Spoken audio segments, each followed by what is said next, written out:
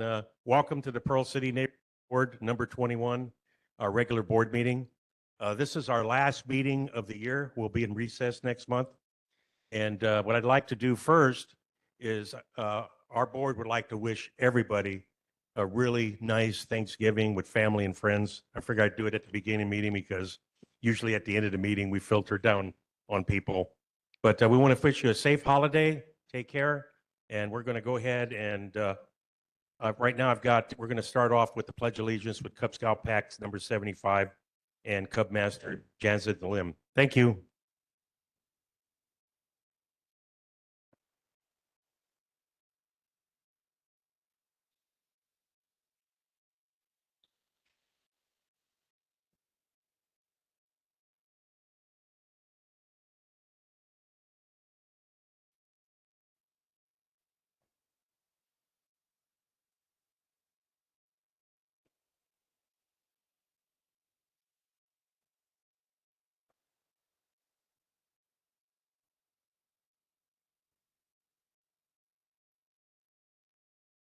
All right. Well, thank you very much. And for Jansen, is there anything, Jansen, is there anything you want to tell the community before you walk out as far as any highlights for the Cub Scouts for this month? Yeah, go to the microphone. I thought about that when I was driving here to give you an opportunity to let. Nothing to report except that we'll be participating in the Christmas parade. So we're looking forward to that. All right, great. September 1st. All right, great. Well, thank you so much, and Thank you. and happy holidays to you guys, and also Merry Christmas coming up.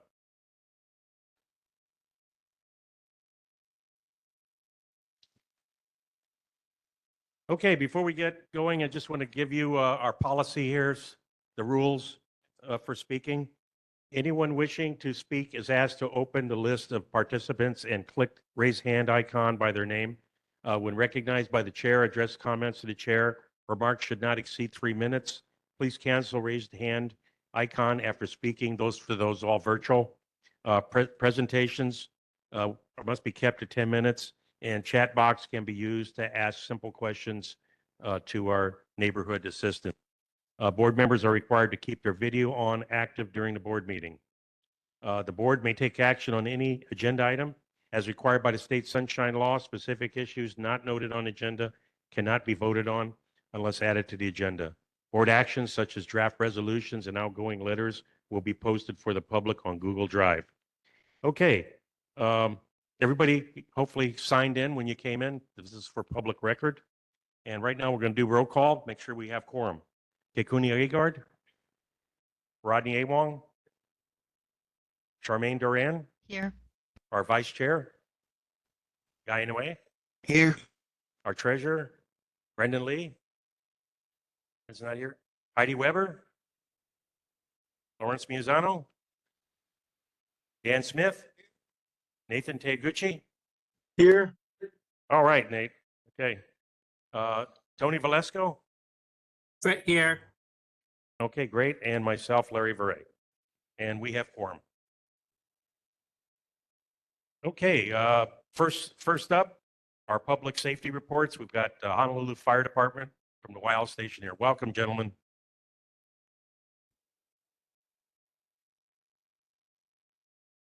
Welcome, ladies and gentlemen. My name is Firefighter Juan Wassman from Wild Fire Station. Just gonna go over some quick incident statistics for October. We had 1 structure fire, 3 brush fires, 2 nuisance fires, 2 activated alarms. We had 139 medicals.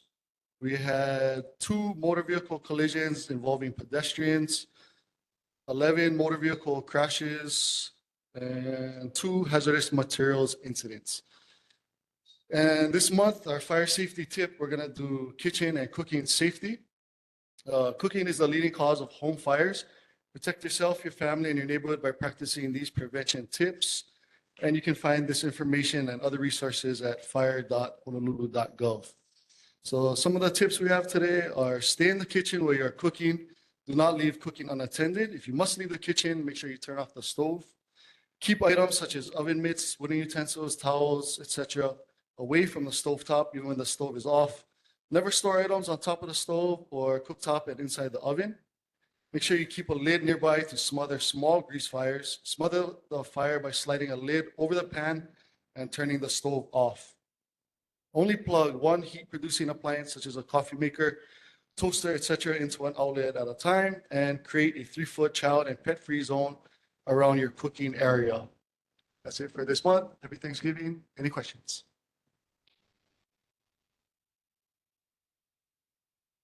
Okay, board members, any questions? Go I ahead, got a Heidi. Quick question. Is it on? Yeah, okay. So I was just wondering, the pedestrian, the motor vehicle accidents involving pedestrians, is there a place where we can see where those occurred? Is there anywhere online that it's listed or? That's a good question. You know what? We'll come back with that next month. I'm sure we can find that. Thank you. Thank you. Okay, and anything from the community? Okay, and of course, between today and the fourth Tuesday in January, we've got New Year's Eve. And I'm really hoping that we don't have any structure fires from fireworks and also grass fires. But we want to thank you all, and I know you'll be responding. But thank you so much, Honolulu Fire. Appreciate it. You got, Rodney, go ahead. We're coming up on Christmas, so do you have any tips for us with the Christmas tree? Christmas trees, just make sure you're not piggybacking your Christmas lights. That's putting extension cords to the like the multi-plug. That's the main thing that we see a lot of. But besides that, any other tips you can find on our website, fire.honolulu.gov. Thank you. Thank you very much. Okay, moving on to Honolulu Police Department. Is he online?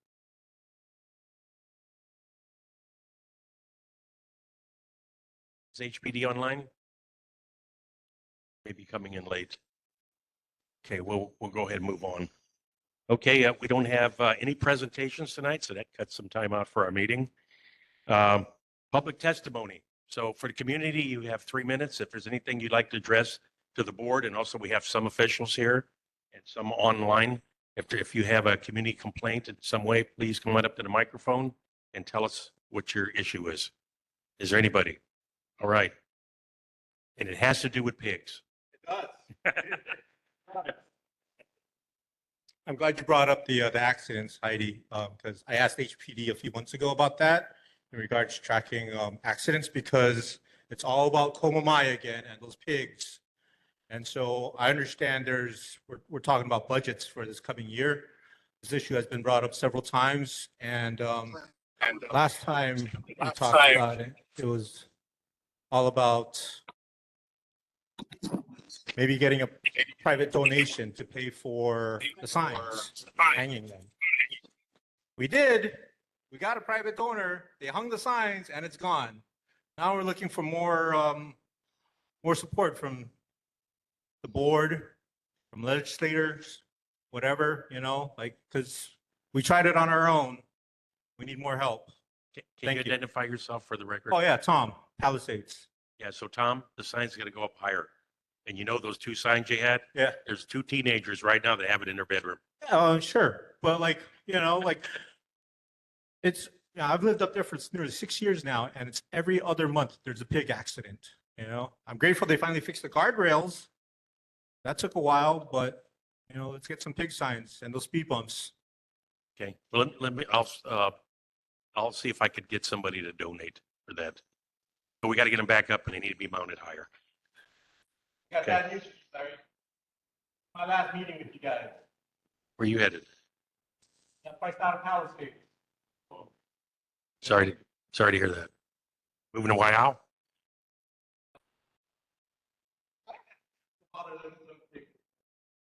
Okay, okay, Eddie, what do we have online? Charmaine, go ahead.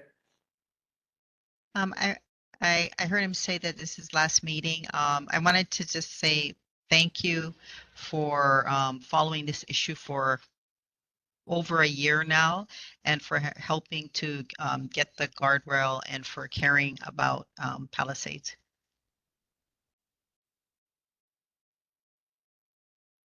Can we get Don Sakamoto?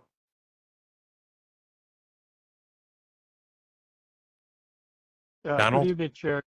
Good evening, Chair. Good evening, Board. Donald Sakamoto, President of Citizens for Fair Americans with Dyslexia Pride. I just want to give an update about the crosswalk by the Pro City Highlands. I got an email on November 4th from Melissa Gonzalez from Heart saying that they put an audible crosswalk over there for the blind. And I really appreciate them doing that, but I'm still waiting for that pedestrian bridge, Chair. So hopefully you can get that bridge from Department of Transportation Services built soon. Thank you. Thank you, Donald. Appreciate you passing on that information. And yes, we're eagerly waiting for that pedestrian bridge. It's still going to be a year or two. But thank you. Any other hands raised? Please.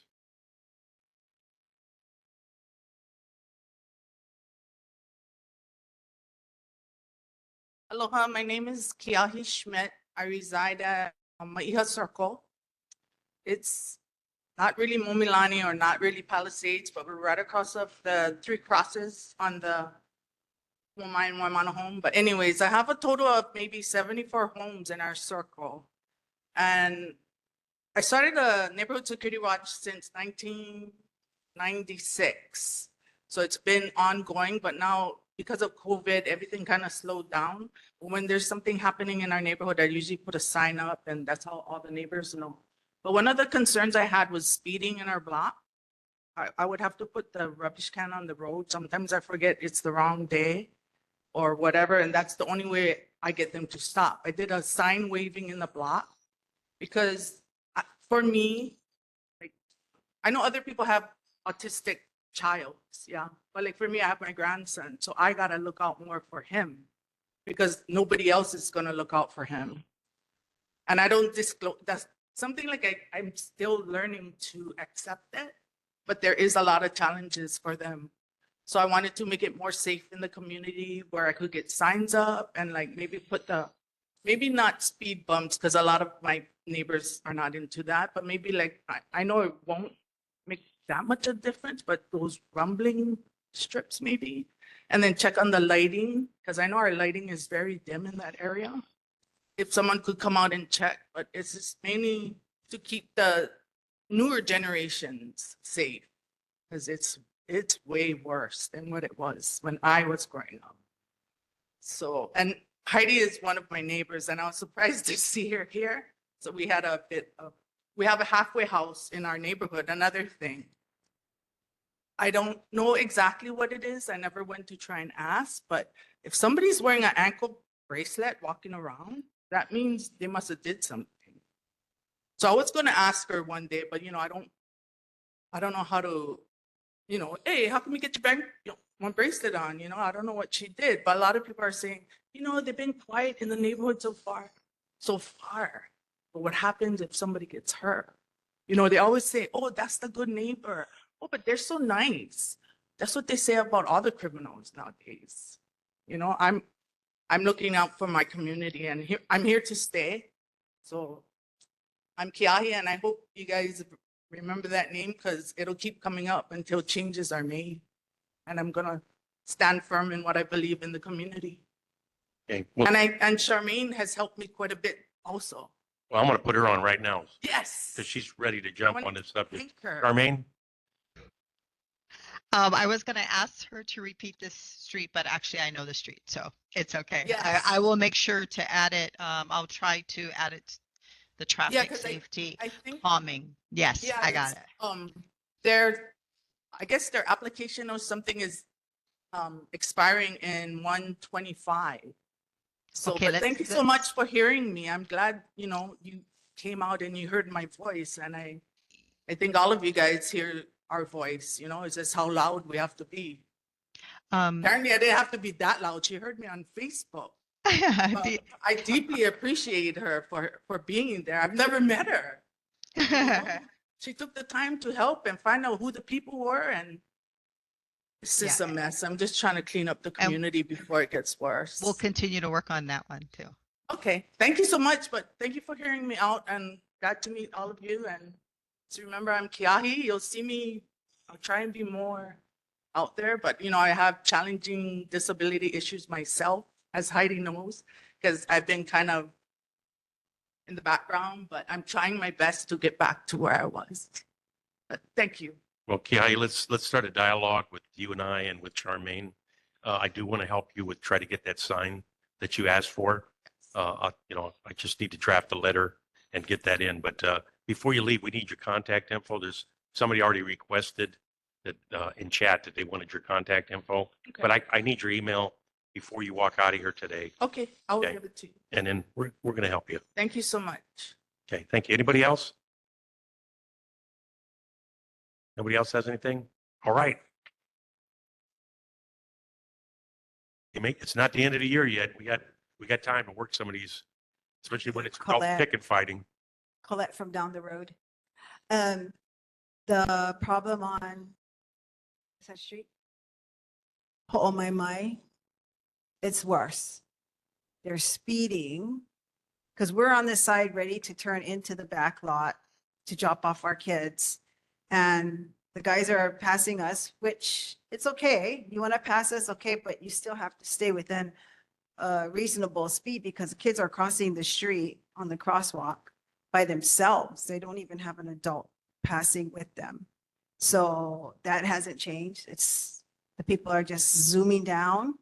On Waimano, it's still the same. We had an accident this month already. And it's crazy. It's not getting, I don't know what we can do. It's frustrating. Well, what we have been doing is working with HPD, I know. and they but set up, they'll bring a police car out, and they'll I haven't work an seen it area for a yet. while. Well, we have to set that requirement with them, and mm, we'll do that. But the problem is, the next day, police officer's not there because he's at another location, right. and it goes right back up again. Or even like the speed limit. The one on going down by the driving range. That's crazy. It's what? 25? And Yeah. ours is 35, Yeah. right? That's crazy. Yeah, what I have seen in residential areas that have worked is having their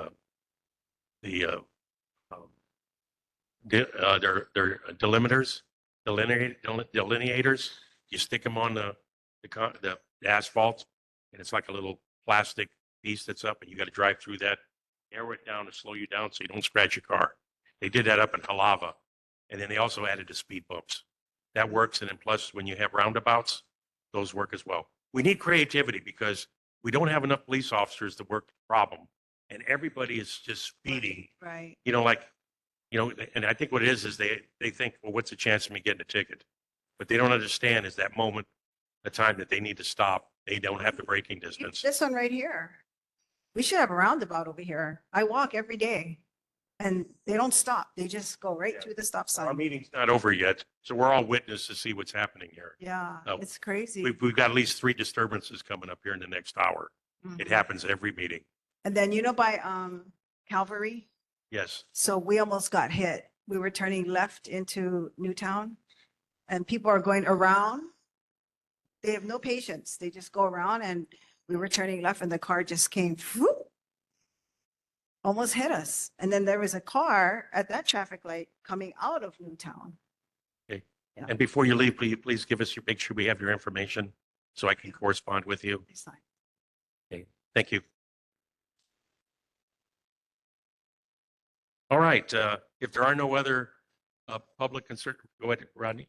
I think so too. I noticed on Noilani, they do have the speed limit sign that alerts the driver at what speed he's going. So maybe it's time we ought to move that sign to the back entrance lot to Highlands Elementary, and that may get their attention a little bit. So, I mean, it gets the people's attention over there on Noilani, hiding underneath the mango tree. So maybe we got to move that bug off the road a little bit. And maybe when the officer comes on, we'll alert him of that.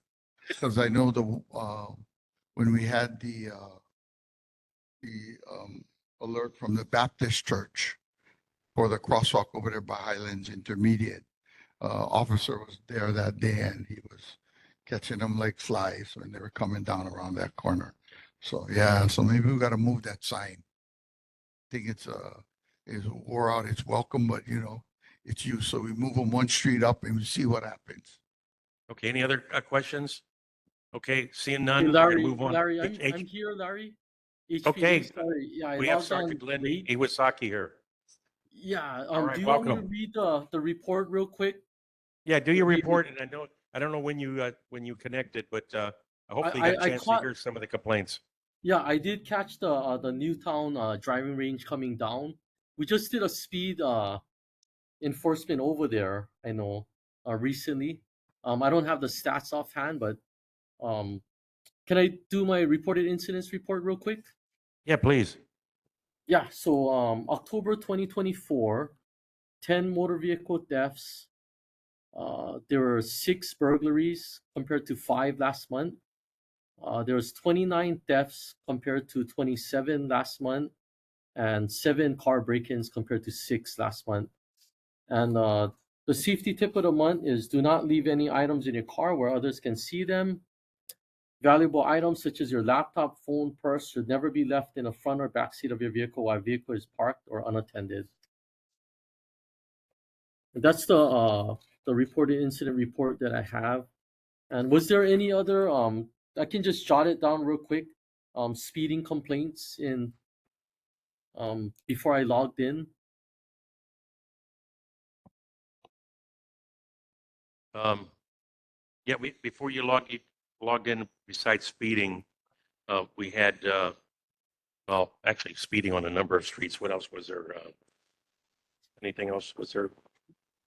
Yeah, Officer Iwasaki, it was, there was some speeding, on Ho'omaimai Street, the entrance to the back lot of the Pearl City Highlands Elementary. And there is a, speed alertness sign on Noelani, which has been there for a while.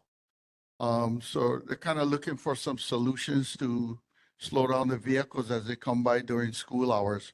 So I was wondering if there was a possibility that we could move that sign up to Ho'omaimai by the entrance to the back lot on Pearl City Highlands Elementary. Okay, yeah, we probably can do that as long as it's not a steep grade. Then we can move the sign. So, I'll talk to the community policing team, and we can get that moved tomorrow.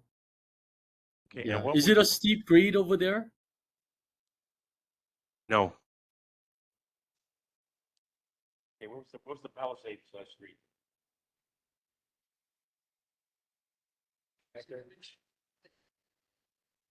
What was the name of the Palisades? What was it? Maika Circle. Maika Circle also has a instance of speeding. Maila? Maiha. Okay. Okay. Yeah, Sergeant, Got it. if you could, can you investigate that one too? Yeah, we'll do. Yeah, I got it down here. So we'll add that to the list too. I got Ho'omaimai, Ma'iha, and the speed sign from Noelani to Ho'omaimai. And then I got the Newtown driving range. Okay. Come on up to the microphone. Yeah, so you get a chance to talk to the sergeant from District 3. District 3, Sarge. I was wondering, with the speeding cars, is it okay that we take the numbers down and you guys would go to the house? I know you guys used to do that before. No, they did that before at my first one. You guys would go out. I'm sorry, I moved this stuff. But you guys would go out to the house and talk to the registered owners of the cars.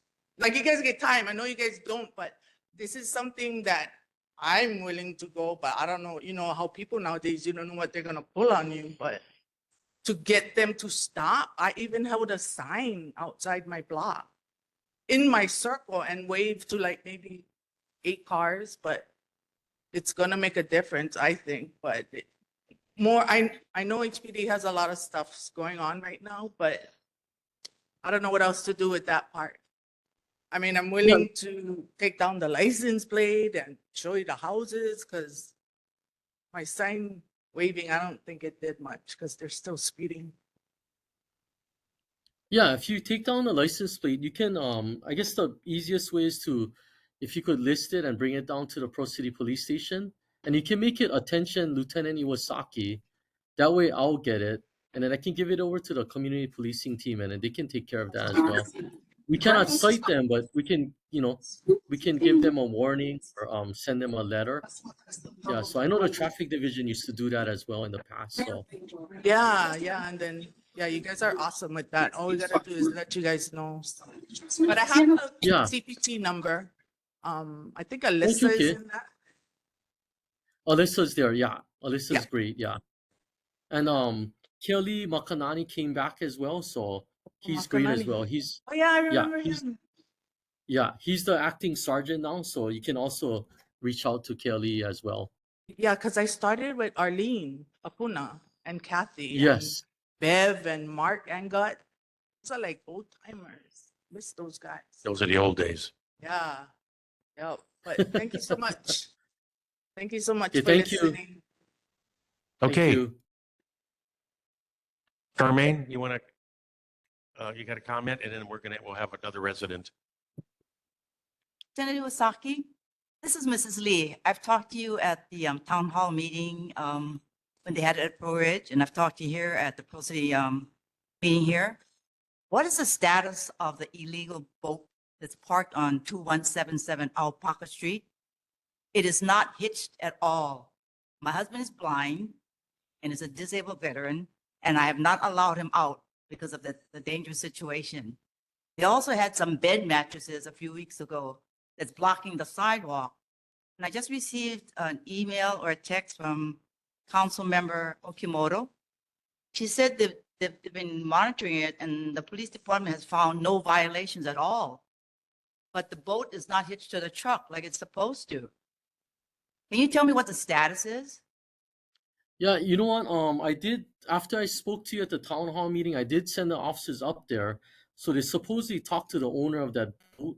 But if it's still there and it still hasn't moved, then I'll send my officers tonight, right after I get off this neighborhood board meeting, and then I'll send them up right now to go check on it again. Okay. Because they spoke to the owner and he was supposed to move it, he said. But if it hasn't moved and it's not attached to a vehicle, then we can, the next step would just be to issue a citation already. Okay, I did talk to you at the town hall meeting and it was hitched for 5 days. But he unhooked it again. And it's Oh, been right like that after for 3 that? weeks. And it's been Oh, unhooked okay, for 3 okay. weeks now. And it's Okay, really okay, dangerous. okay. It's exposed. Yes, So my yes. husband is confined to his house, our house now, because he can't walk around outside on the street. So can you just check on it, please? Yes, we'll do. Right after this, Okay. I'll send Thank somebody you. up there. Okay, thanks. Thank you. Take care. Yeah, thank you, Linda. That's so important, especially when you have people blocking sidewalks. And we have many disabled seniors that require the sidewalks for their movements. Okay, Lieutenant, anything? Charmaine, I'm sorry. Sorry, Charmaine. That's okay. Thank you for following up on all the issues. I just have like 2 comments that maybe you could clarify for the public what the rules are when it comes to boats on the road, because they're in Palisades, they're everywhere. And one of our priorities is to try to get boat parking somewhere. There are a lot of boats. We have an ongoing concern at Palisades School. I heard through the grapevine that there was speed enforcement lower in Palisades, so thank you. But maybe in the new year, if after the busy season near the school, the students probably would benefit from having some enforcement. There's been some really close calls and some very tense situations in the last couple of weeks. So maybe in the new year when you guys have some time. Yeah, okay. I just added that Palisades School, and yeah, and for the boat, as far as I know, it has to be attached to a vehicle. You can't just park the boat there and not have it move. And then even if it's attached to a vehicle, it has to move every 24 hours. It's the same rules that every car has. So once it doesn't move for 24 hours, it becomes an abandoned vehicle. So the officer would have to come if there's a call that says that there's a boat here hasn't moved in a week. Then the officer will come. The first day he'll chalk the tires, and then the next day he'll come and check it again 24 hours later. If it hasn't moved, they'll chalk the road and the tire. Then that boat will get issued a citation for abandoned vehicle, and then it gets sent to the abandoned vehicle section, and then they're backed up, but eventually they get to it. If the boat's still there, they're gonna tow it away. Yeah. Anything more, Charmaine? Okay. I got Donald Sakamoto. Donald?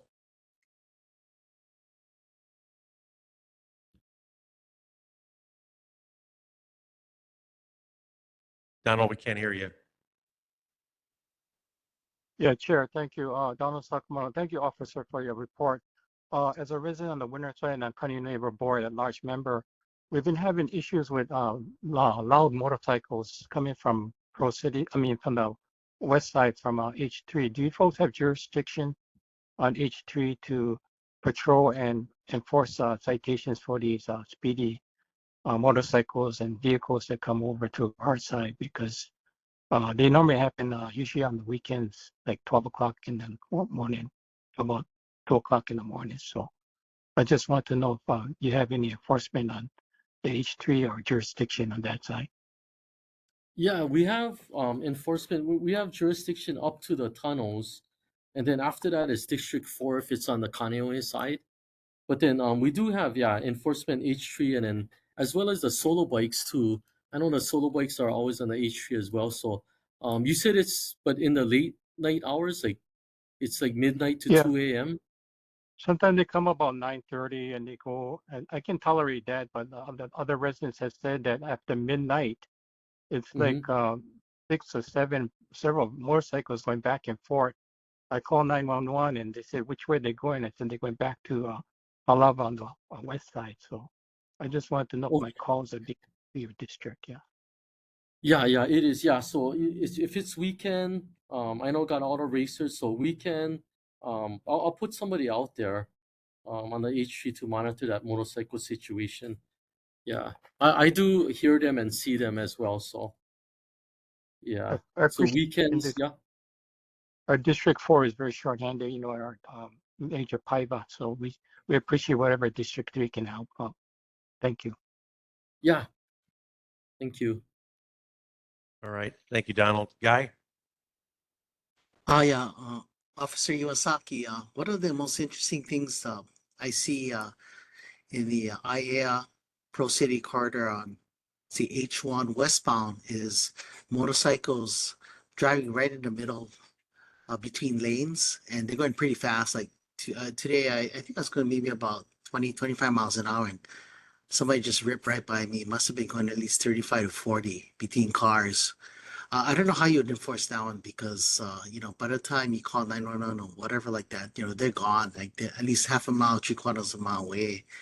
So the only thing you can do is probably station some solo bike, up in the front. But I noticed that seriously, on a daily basis, you have at least 1 or 2 of those motorcycles just riding right on the lines to separate the lanes. Yeah, they do get we do catch them, but yeah, that would be the solo bikes because the traffic is all usually it's the heavy traffic hour that they do that, right? So yeah, so specifically, they'll go to the solo bikes and they do catch those guys here and there, but if they're on an accident or whatever, then it's hard, And It's hard to also, enforce, right. So one of the solo bike guys, it's my friend's son. He said that the HOV one is not enforced that much, and the reason why is that the conviction rate is extremely low. I mean, even DUIs, like I heard that it's like not any higher than a 35% conviction rate, even if they blow, which is pretty amazing to me.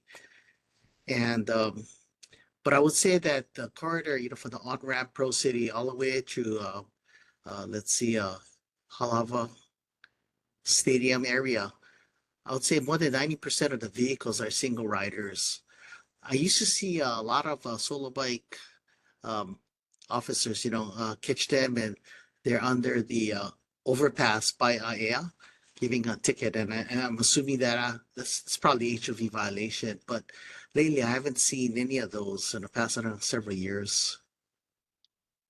Yeah, you know what? Yeah, I'll reach out to the traffic division because I used to Yeah. work there too. I was a lieutenant for the solo bikes too, Oh, and yeah, okay. I used to assign them to do the HOV lanes and stuff like that. But yeah, I haven't seen them. I know for sure this is a fact that they're short right now, the solo bikes, but I'm not sure. And they do a lot of community projects as well. You know, like go to the schools and stuff. So I'm not Okay. sure of the situation. I don't want to speak for them, but I'll reach Right, out right, to right. them and let them know that there is a concern from the Pro City Neighborhood Board about the HOV lane with the one, just single riders and stuff like that, and see if they can address it. Yeah. So interestingly, I think yesterday finally saw a solo bike. Um, this week, I think twice I saw them. So that was good. I mean, they like I haven't seen it for a very long time, but like I said, I would say seriously, 80-90% of them are single riders. That Yeah, high. yeah, yeah. Okay, thank you. Yeah. Thank you Okay, very we got to much. get, Thank you. okay. Anything more for Lieutenant Iwasaki? Can I down here? Oh, go ahead. Sorry, Heidi Weaver. So I just wanted to bring up Noelani Street. We already talked about Ho'oma'imae, which is on the upper side of Pearl City Highlands Elementary School. The lower side is Noelani Street, and I've had a few parents at the school that have been complaining about cars parked along the side of that street that are blocking. There's no footpath there, no sidewalk, but the cars are parked right on the right of way, I assume, or the easement. And so the children, the parents, grandparents are having to walk out into the street around the parked cars while other cars are lining up on Noelani to try and make the right-hand turn up Waimana Home Road to get into the front lot of Palisades to pick up students. And one parent in particular, I told her what you advised last week, that if they, or sorry, last month, if they could call 911 and wait to speak to the responding officer to point out the issue. And she was unhappy with that advice. She didn't feel that calling 911, she said if we bring the concern up to HPD, they should come and take a look at it. We're telling you exactly when it's happening. It's as school is letting out in the afternoon. And so she just asked me to bring it up again this week and see if we could get someone out there. The school releases at 2:05, Monday, Tuesday, Thursday, and Friday, and at 12:40 on Wednesdays.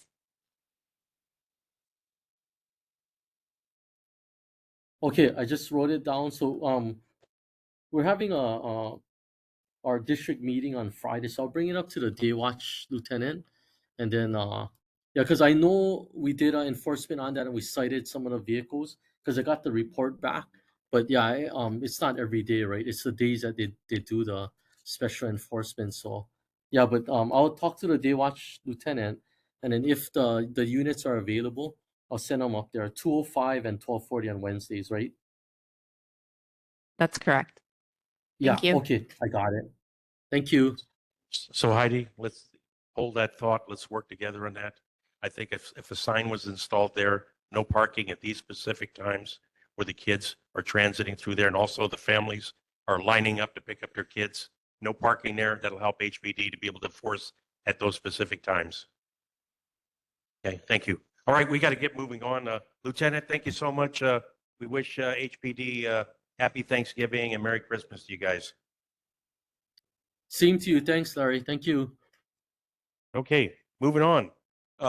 Tony Valesco, who's our chairman for our recognition committee, he had submitted a recognition certificate for Mr. Joseph Vu, And if those of you know about the Manapua man of Pearl City High School, he just retired. A major impact because the teachers and the students, they love going up to his food truck and getting that fantastic Manapua. The family could not be here tonight with Joe, so we're going to move this to January, and we'll plan on taking care of them then. Okay, moving on, a conditional board business. Vice Chair, our first resolution here, Pearl City legislative priorities for 2025. Would you like to talk about that and also present it? Okay, I'm going to do the motion first and then I'll discuss it after. So move to Okay. approve a resolution adopting legislative priorities for 2025, 2026. Do I have a second? Second. Okay, now discussion. Okay, we've done this several years. And not only do we set out policies and projects, but we also authorize our members to advocate, lobby, work with all of our elected officials and administrators to get some of this done. I think about half of our board provided testimony last year, so we were really busy. They did a really good job, and we hope to see more of that. And this reso hasn't really changed since October. So I think everybody has seen it, including our officials. The underlined ones are new. Most of these are really self-explanatory, but I'm just going to read just a few of the ones that might be new. So revise the Sunshine Law as it applies to neighborhood boards, the state policies that we're requesting. Implement the 2015 state audit for school transportation services, which is buses. Expand or create a highway patrol, which has a lot to do with the freeway. Fund a small boat facility. And at the state capital improvements, the sirens, which are from last year. Reinstate, and this is kind of a big one because we keep talking about this every year, is reinstate or expand and fund the state safe routes to school project and program at the state level. And hopefully our state legislatures can go and work on that. Also at the state was to look at voter registration and driver's license to make sure the requirements on being a resident matches all of that, because I've come across people over the last couple of years that didn't know they were registered until they got a ballot. At the city, increase adopt park activities, and that came from one of our sports youth leagues. They also have requested a commission on sports and recreation. Develop a plan for residential containment and lead water testing. So apparently there's some concern that some of our homes continue to have lead pipes. And so they're requesting that Department of Water Supply look at that. And then at the city capital improvement, most of these, and there are many of them, Animal Crossing signs, a lot of speed humps and speed bumps, and traffic safety improvements. If it's okay, at the federal level, before I forget, the chair's projects, relocate the post office, develop some sports fields on some federal lands, and actually fund, I guess, provide funding for those residents that were impacted by the Red Hill water crisis. If it's okay, and if I could get support, hearing the testimony, I wanted to amend the city policies to include traffic calming improvements for Ho'omai, Maiha, and Noilani in Highlands, as well as provide funding for an additional speed sign purchase. And that would be at the city. Can I get support for that motion to amend it to include the streets just discussed? Okay, board members, with the amendment that our vice chair just recommended, are there any objections? Okay, no objections, so it's approved. Okay, now, you push the motion for approval of the resolution. Do I have a second with amendments? Second. Okay, this is going to be a roll call vote. Cooney? Aye. Rodney? Charmaine? Guy? Aye.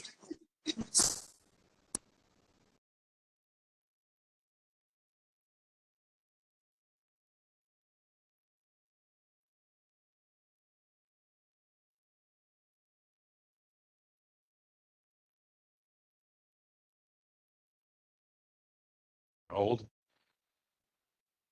We're good now? Okay. Dan? Was that a yes? Yes. Okay. Nate? Yes. Okay. Tony? Aye. And myself, yes. Okay, we got 10 aye votes. Motion passes. All right. We're going to keep our legislators very busy with our requirements. Okay, moving on to the next item. This is a resolution. The City Council, Honolulu, established an empty homes tax in Honolulu. This has been in the news. Next week, the City Council will be in full session.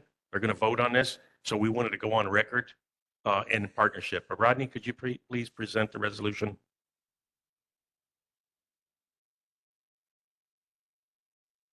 Oh, Dan, I'm sorry. Oh, sir. Dan. Okay, so this is a resolution requesting the city and county of Honolulu to establish an empty homes tax in Honolulu. And says, whereas Pearl City Neighborhood Board is in solidarity and agreement with both Downtown China Neighborhood Board 13 and Makakilo Kapolei Honokai Hale Neighborhood Board number 34, who passed their board resolution supporting Bill 46, 2024 to establish an empty homes tax in Honolulu. And whereas an empty homes tax can increase housing supply by incentivizing property owners to rent or sell, thereby promote affordable housing, revitalize neighborhoods by enhancing occupancy, generate revenue for local government to support community services, discourage speculative investment, encourage responsible ownership, and provide targeted relief for residents facing housing costs and several related whereas clauses. But Dan? yeah, We have to go motion first before we start doing discussions Oh. or amendments. So are you done reading the last portion? well, I haven't done the resolved clauses. Go ahead and do that, and then we'll get into a possible amendment. Okay, so it says, we summarize there, be it resolved that the Pearl City Neighborhood Board number 21 agrees with both Neighborhood Board number 13 and 34 in supporting the establishment of an empty homes tax in Honolulu, and be it finally resolved that the Pearl City Neighborhood Board number 21 supports the concepts contained within Bill 46 of 2024 and Bill 46 Committee Draft 1, and be it ordered that copies of this resolution be transmitted to the mayor of the City and County of Honolulu, City and County of Honolulu Department of Design, Construction, and Honolulu Council members and all neighborhood boards. Okay, do I have a motion to approve? Well, can I move? Yes.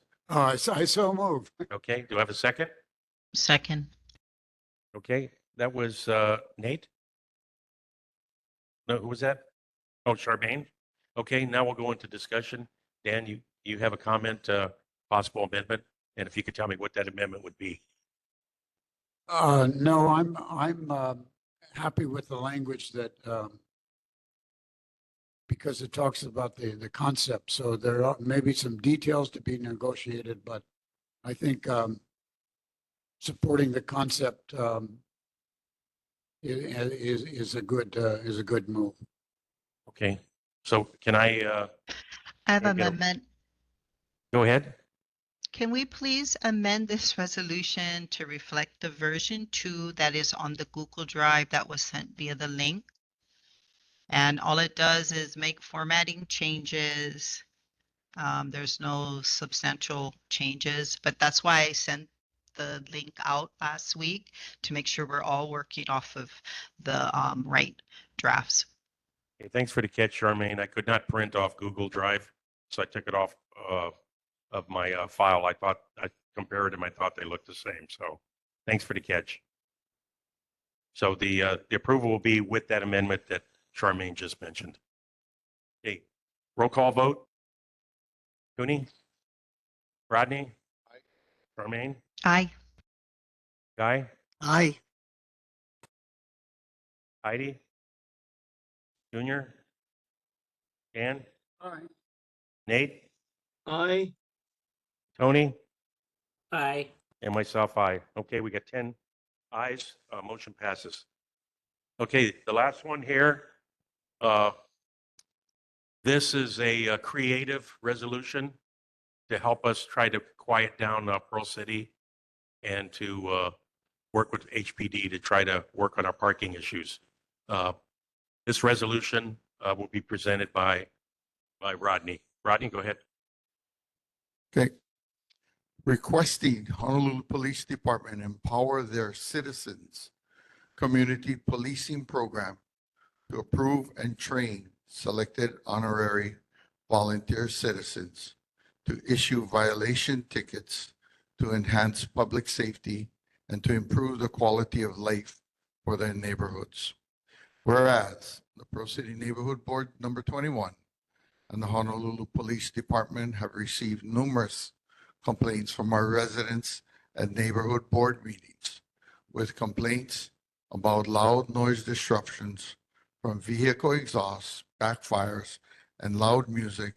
And lastly, many vehicles parked and stored on neighborhood city streets with expired registration and safety stickers. And whereas Pearl City Neighborhood Board number 21 members have witnessed many of the aforementioned vehicle violations with loud disrupting mufflers, backfiring exhausts, and exceptionally loud music disrupting our neighborhood meetings at the Momilani Community Center board meetings.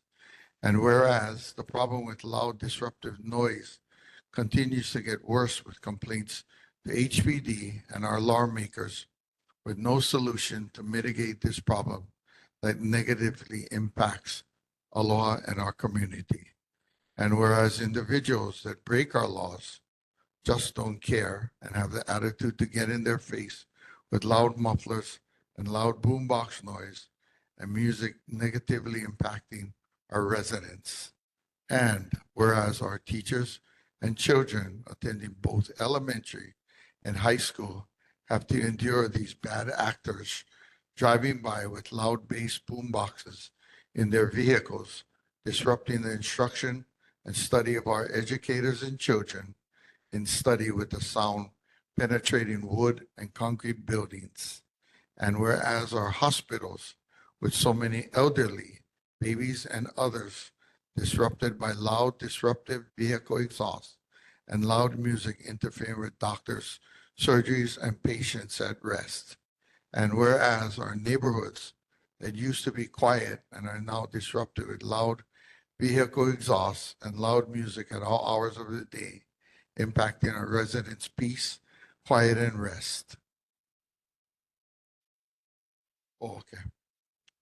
Be it further resolved, Mayor Rick Blangiardi mentioned at previous town hall meetings that citizens need to be more involved in crime prevention and taking back their communities. The establishment and certification of volunteer citizens to be members of the HPD Citizens Community Policing Team, equipped with video and audio recording equipment, would gather information on lawbreaker incidents, document the required information to be entered on the ticket, then reviewed at the district police station where the ticket is signed by a police officer after reviewing the video, audio, and other evidence. Then the ticket could be mailed to the individual that owned the vehicle that was involved in the violation. And be it finally resolved that the Pearl City Neighborhood Board number 21 requests that copies of this resolution be distributed to Governor Green, Pearl City legislatures, Honolulu Mayor Blangiardi, City Council, Prosecutor's Office, Chief Honolulu Police Department, and all neighborhood boards. Can I get a move? Okay, do I have a second? Okay, do we have any discussion? Heidi, do you have anything you want to say? I have a lot of reservations about this resolution. We've heard at several meetings about residents' concerns about retaliation. And while I believe that the Honolulu Police Department should do a better job of enforcing these types of violations on our roadways, I'm not in favor of deputizing citizens to stalk their neighbors or the people driving on the streets in the community. I think it's going to open a lot more problems and create greater tensions and lead to escalating conflicts. I admire the outside the box thinking to put this forth, but I don't support citizens issuing the citations or recording their neighbors in that way. Thank you, Heidi, for your important input. One thing I'd like to state on behalf of this resolution is this has been going on for decades. It continues to compound, and I see no solution. We are undermanned for police. I'd rather them go after the speeders. This is the mundane stuff they don't like to do. And the chances of a police officer being at the location where you have the infraction, besides parking, is nil. It just ain't going to happen. So it's a little creativity, but what I'd like to see is a model built to see if it can work. Here's the good news. This is not new. 8 years ago, HPD and with the city council approved a program where neighborhood board members selected to go through a special program with HPD and be able to issue handicap parking tickets. And Waipahu Neighborhood Board had 2 of their members that were involved. I almost got involved, but like Heidi said, the only thing I was concerned about, there's a problem with whoever's going to give the ticket, there's a chance of direct involvement with the person and that's dangerous. The program that I'm recommending, there is no direct interaction whatsoever. It's totally covert. You're sitting in the vehicle. They don't know that you had the camera and the audio going, and it's 2-person integrity. So that way you don't have an addicted person going against somebody. It's 2 people, and then that's presented, and the officer will make the decision whether to go ahead with it. We got to do something. So I recommend that we go ahead with this, but if you don't want to support it, be honest and don't support it. So any other discussion, Charmaine? Thank you. I also have expressed concern about retaliation. I have been the recipient of such. However, this board has taken up every year some new resolution to try to address these ongoing public safety issues. I think we did Community Watch, we did handicap disabled parking, we did Digital Watch, and I think we looked at other cities that have similar models which are based on Neighborhood Watch. It is a concern, but nobody is, these would be volunteers. And in the world that we live in today, it's already taking place. If you have a community website, every day there's a video of somebody doing something.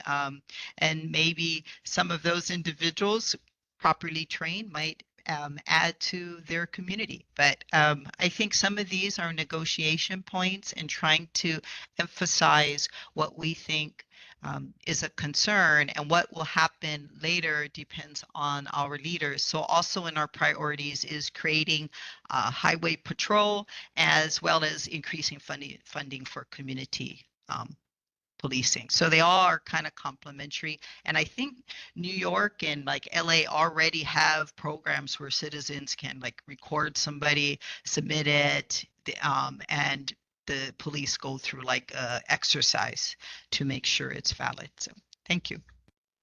Yeah, and thank you, Charmaine. Again, all great information. This is not a done deal. This is stating a requirement. It still has to go through the city prosecutor, the city council. Something has to be directed from them. So any other discussion? Go ahead, Rodney. Yeah, there are some concerns, you know, I too have on myself, but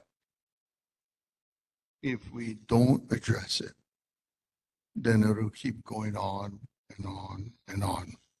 And the people who are doing these things will just feel a greater empowerment. So at some point in time, you got to reel them back in and say, hey, you guys got to take it easy on this thing. And by doing this, yeah, it is. Because at one point in time, the lawbreakers themselves will come to a point where say, hey, you guys are breaking the law, and the shoe will be on the other foot.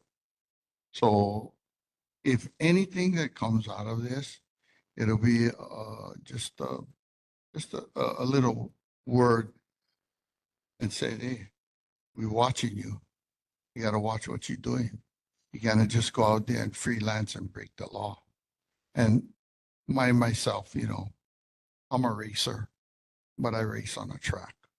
So I make loud noises too. But I do it to an extent, but I don't do it illegally. So. Thank you, Rodney.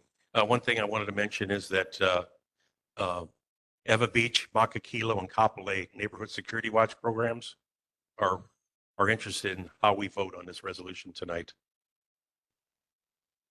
What time is it? 8 o'clock at night? Everybody resting around here? What a quiet. This guy really cares. Very mindful. But guess what? There could be a car parked there right now. Capture that license plate, the video and audio, two-person, and at the end of the evening, Lieutenant Iwasaki gets to meet the Neighborhood Security Watch. So anyway, any other discussion? Okay. Oh, that was good timing, guy. Okay, now for the vote. And again, if you don't want to support it, don't support it, okay? But the thing is, though, I'm the one that's going to put this whole program together and convince Steve Alm that this is good, and it's these people got to be prosecuted. Okay, Cooney, Rodney, Charmaine, Aye. Guy, Aye. Heidi, No. okay, Junior, Dan, Nate, Aye. Tony. Aye. Okay, myself, aye. Okay, we have 9 ayes and 1 no, and no abstentions. It motion passes. Hey, moving on with our time record here. We don't have Mr. Jeff Hickman here tonight. Don't see him. Okay, for the governor. Casey, are you there? Yes, I'm here. All right, okay, look at it, Casey. 100% attendance. All Let me right, share what do you my got for screen us? here. Okay, let me see my screen. Good evening, Chair Varay, members of the Pearl City Neighborhood Board. Casey Ivor from the State DOT Highways Division. I want to thank Senator Alafonte for his November 2020 email about the overgrowth of vegetation along the Pearl City on and off ramps. I'm working with our district maintenance to have their landscaping crew clear the area as soon as possible. Also, during my field investigation last Thursday, I noticed the overgrowth between Kulianis Road and Pool Pony Street and near the Pearl City Elementary School, so I'll have the landscaping crew clear the area as soon as possible. Our maintenance crew managed to paint over the graffiti under the H1 viaduct near the Costco Wholesale Logistics Warehouse, but they still have a lot more graffiti to paint over and remove. I'm working with our maintenance crew on removing the trash on Lehua Avenue under the H1 viaduct. And our maintenance crew finally repaired the damaged pedestrian flashing beacon at the Pearl Highland Transit Station, but now we need to have the pedestrians use them. The new Leeward Bikeway from Philippine Sea Road to Wapaho Depot Street officially opened yesterday. I want to thank Senators Elefante and Aquino and Board Member Dan Smith for taking time off from their busy schedule to attend yesterday's dedication ceremony. And finally, at last month's meeting, I mentioned I was still working with our traffic and design branch to see if we can extend the newly installed white flexible delineator post to prevent queue jumping from the through lane into the second left turn lane and extending the first left turn lane further back. Unfortunately, we do not recommend extending the newly installed white flexible delineator post. Extending the delineators further back, for example, to the end of the first left turn lane taper, will result in the reduced lane changing distance and shorten the perception reaction distance and time for drivers who are unfamiliar with this area to recognize and perform a lane change into the left turn lanes. It will create what we call a trap lane, where it can cause confusion for drivers who expect to continue going straight and by mistake is funneled into the lane that requires a left turn movement.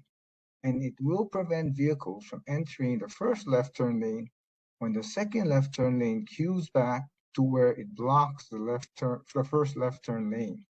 Designing the lane configuration for a specific time of day is not appropriate as it reduces the safety for all road users when traffic is free flowing during non-peak hours. As for extending the first left turn lane further back, we also do not recommend extending the lane at this time. The existing lane configuration and roadway geometrics is based on the design and posted speed limits of the roadways where drivers have sufficient time and distance to perceive, react, change lane, and decelerate into the first left turn lane. Extending the first left turn lane back towards the Gore area between Farrington Highway and Kamehameha Highway will increase the current unsafe situation where vehicles from Farrington Highway can abruptly cut over and unexpectedly in front of through traffic coming from the transit station on Kamehameha Highway.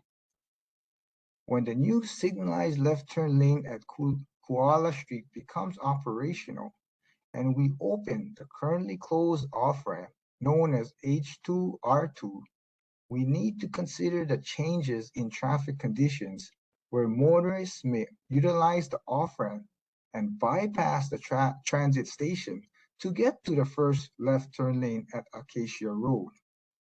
During peak hours, traffic coming from the transit station may queue up onto the first left turn lane and shoulder, like how it's currently happening. So traffic coming from Farrington Highway will have a more difficult time trying to get into first left turn lane. They may be forced to queue jump closer to the Acacia Road intersection, like how they are doing now, and not at the current location at the Gore area. The traffic is backed up from the transit station on Kamehameha Highway. Our challenge is to design and implement best practices in traffic design and operations, so if an accident occurs, the state will not be held liable and we don't have to pay out millions of dollars of taxpayers' money in future lawsuits against the State Highways Division. Therefore, we hope the board members and the public will understand why we do not want to extend the newly installed white flexible delineator post and the first left turn lane further back at this time. We are hoping that the motorists will plan their trips accordingly or use alternative routes. But if they really need to drive during peak traffic hours, we hope motorists will drive with aloha, share the road, and remember to thank their fellow drivers for allowing them to queue jump. We don't want any road rage incidents. This concludes my report. I can take any questions at this time. Casey, thank you for the updates and some disappointing news there We really need to continue to work that intersection. Okay, any questions for Casey Avi? Go ahead. Rodney? Oh, Dan. Aloha, Casey. Thank you for the invitation to the ribbon cutting for the Pearl Harbor Trail. It was good to meet the people there, and I was particularly impressed by the new signage along the bikeway trail. So that was very good. Continuing the subject of this left turn, Acacia, I still think there are some solutions to make that intersection work better, including areas where buses coming in from west and north can get to the transit station efficiently. Maybe some zones to keep clear for the bus kind of arrangements, but that's something I think for public discussion, because there will be good ideas. Thank you. Thank you, Dan. Rodney, do you have anything?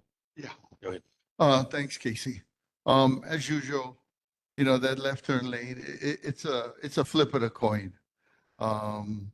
At some points, you'll have the line extending from the right side of the turning lane all the way back. And then at other points, you'll have the line extending from the left side of the turning lane going back. So it's really a flip of the coin. And, like Dan said, we got to do some traffic mitigation over there. But on another subject, you folks were doing some graffiti work and some clearing of the bush on Cam Highway underneath the overpass. Is the Cam Highway lighting part of your jurisdiction, or is that with the city and county? Because right before the overpass, the lighting over there is non-existent. Okay, I can look at that. Yes, all the highway lighting on the state highways belong to the state, and we have jurisdiction over it. So if any of the highway lightings are out there, just let me know and we can research it and adjust it accordingly with our maintenance crew. I appreciate it. And on the other note, yeah, I'm still, I want to see the engineer's plan on how you guys are going to drop that TOD rail line 12 feet to make a left turn onto Coaca. Sure. Once we get the design plans, I can share it with the neighborhood board. Heidi? Yeah, so I had a question from someone in the Pearl City community regarding the weeds along Kamehameha. They sent me a message Wednesday of last week saying that they were having a hard time seeing as they were coming from, she says, the downtown side to Pearl City.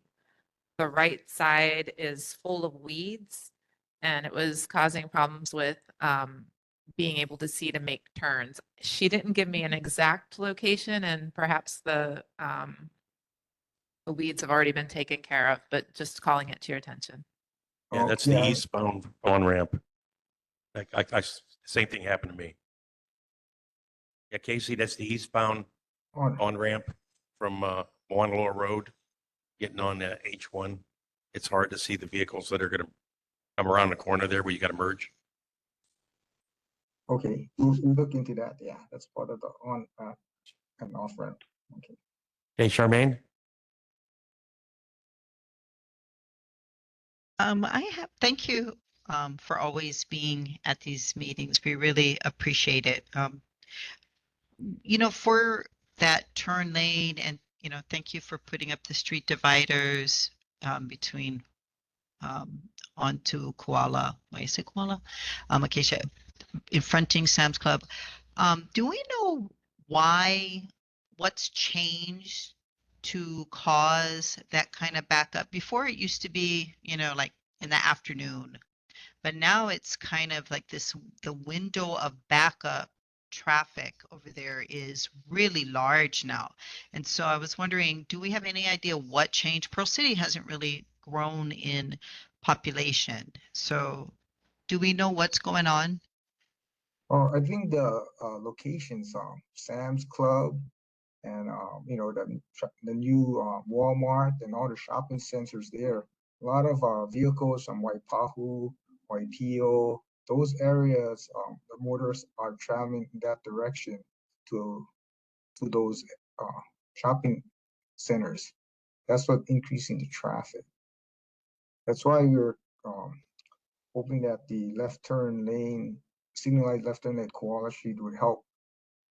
But we realize that they may cause some other challenges, as I mentioned in my presentation, where vehicles might bypass to get to the Acacia Road intersection if they want to get to like the post office. So maybe increase population elsewhere. Yeah, it's just that just so happened that location has very popular stores that people like to go to. Thank you. Yeah, I've talked to other members on the board because it's kind of important for us to understand what's going on, right? Because as developments come through, and they will be coming through, it's important for us to make sure that we are addressing some of these concerns. And maybe perhaps when more recent larger developments were developed adjacent, we didn't maybe look at the traffic studies like we should have, or maybe, requested what we should have. But, maybe transit will come online more and people will stop driving into Pearl City.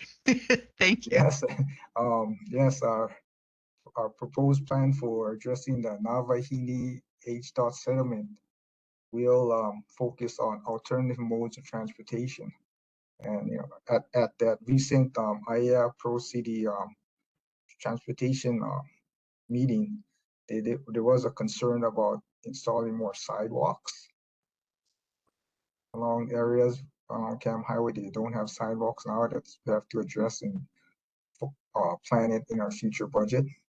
Also, some of the sidewalks along Cam Highway, when I do my investigation, needs to be upgraded because it's all asphalt that has deteriorated. And also, the bikes, people riding bikes would also want a bike lane because Cam Highway is a very nice stretch of road. So I'm not sure where we're going to put that protected bike lane along Cam Highway, along with sidewalks for the elderly, since we do have elderly homes, care homes along Cam Highway. But it's a big challenge. But Okay. we're going to work with the neighborhood board. Okay, thank you, Casey, and board members. Some challenging issues there with traffic, and I see it getting worse when Don Quixote and Times closes in Waipahu. They'll be into a desert situation for all the seniors, and they'll all be coming to Pearl City. Okay, we got to move on. Legislature, Senator Glenn Wakai, are you on, or your representative? No? You have somebody? Oh, Donald, do you still have a question? We'd like to move on. Yeah, Chair, the question for Casey is, I reached out for Director Edwin Sniffen in September about having audio video cameras on the H3 on the Honolulu side. And he said they were working with a vendor to implement, but I haven't heard anything back. But if you can check on that, because, we had a lot of 52 cars came over from the other side here. So if they can. Can you look say into where that. the location you requested? He said they were going to do it on the Honolulu side of the tunnels, maybe 2 cameras, but they were working with a vendor. Yeah. Or the H3 tunnels you're talking about? H3 tunnels. They were looking for a contract with a vendor, but haven't heard anything back yet. But yeah. Okay, and these videos would just track? It was track and record to help HPD to enforce the noise level. There was a bill by the legislature, SB 2350, that was passed to have these cameras in place. So they was going to do the first one on H3, and then maybe later on other interstates. Yeah. Okay, I'll follow up on that and get back to you. Okay, all right, Appreciate it. gentlemen. Thank you. Okay, we're going to move on here. We don't have anybody from Senator Wakai's office, but we do have our Senator, Brandon Elefante. Welcome, sir. Good evening, Chair Ray, Vice Chair Duran, members of the Pro City Board, and members in the audience. First of all, I want to wish all of you a happy holidays, happy Thanksgiving to all that. I have a few things to report. The first is thank you to Vice Chair Duran for sending the Pro City Neighborhood Board proposals for the upcoming session. So I'll work with my area colleagues in Pro City and take a look at that and see what we can do. Thank you for your support, and we'll be sure to reach out to you when some of these proposals can come to fruition. Second, I want to report the Senate has organized, and we do have our committee assignments coming up for our upcoming session. So this year, I'll be sitting as a member of the Ways and Means Committee. I was on Judiciary previously, so I'm moving to Ways and Means. The second is I'll be vice chair of the Committee on Water Land, so that assignment hasn't changed. I'm also a member on the Transportation, Culture, and Arts Committee.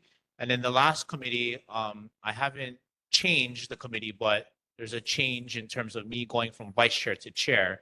So I'll be chairing the Committee on Public Safety and Military Affairs. So look forward to working with you guys and with our area officials and community residents on that. And then the other thing I want to acknowledge is thank you, Casey Abe from the Department of Transportation for always following up and being mindful of the community concerns. He did mention about the Leeward Bikeway. Thank you, Board Member Smith. I really want to acknowledge Senator Aquino and Rep. Lamasal, as well as the Director of the Department of Transportation, our federal partners, Congressman Case, and our federal delegation for getting us the funds. This has been a long time coming. If you haven't gone out there, highly encourage you to take a bike out there or walk out there. It's really beautiful to see this park connect from Pro City out to Waipahu all the way out to Philippine Sea Road and Evo. It's a long time coming for these communities. So thank you again to all our key partners. And then lastly, just want to follow up on a couple constituent concerns. I did have an opportunity to talk to Keahi living in Maha Circle area.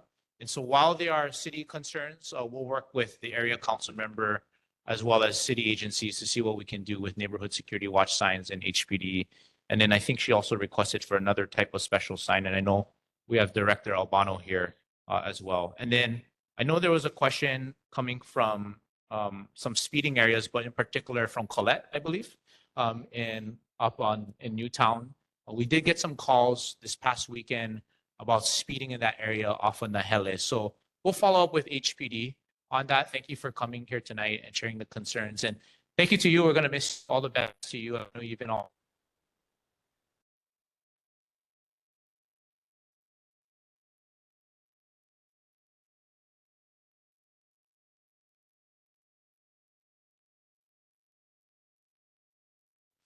Senator, thank you so much. Yeah, thank you so much. And as you submit your bills, you can expect us to be there to provide testimony and help you get those bills through and resolutions. But thank you. I'm glad you got the military chair position. Any questions for our senator?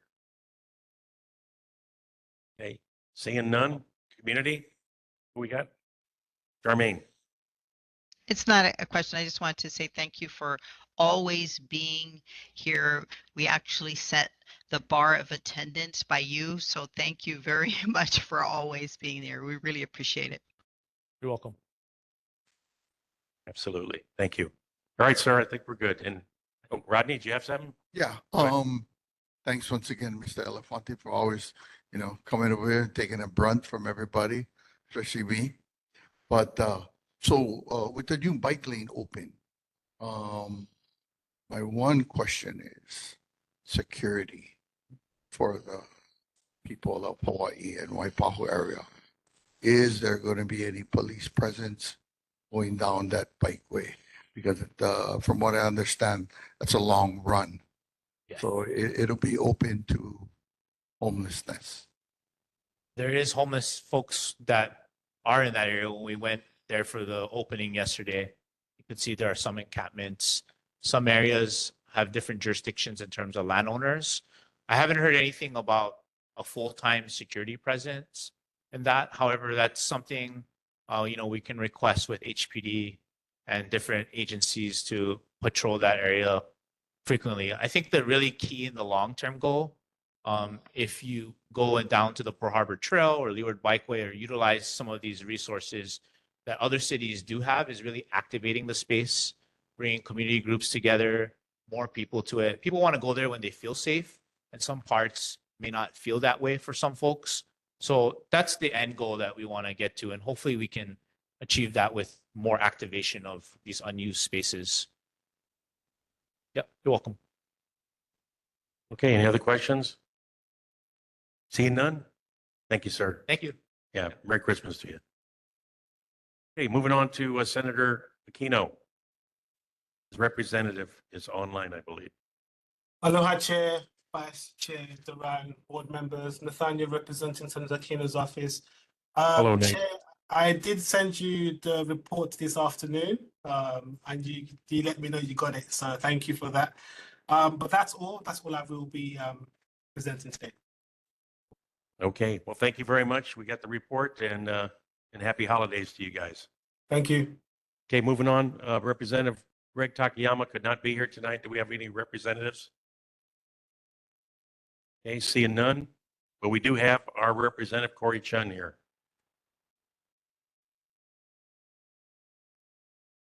Good evening, Chair, Vice Chair, board members. Similar to Brandon, Senator Elefante, just want to wish everyone a happy Thanksgiving and a happy holidays. I circulated my report.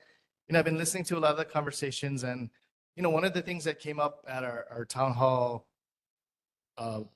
earlier this year was regarding the expansion of the red light cameras. So that was a pilot project, as you know. They set up these red light cameras, which also speed detection at intersections in downtown. So slowly expanded it. And now that, the program has ended, we're actually looking at even expanding it even more. Preliminary results are it's been good. It's actually reduced speeding, and the tickets, I think it was like a 70%, not sure on the numbers, but it was a really high rate of actual infractions that are not disputed.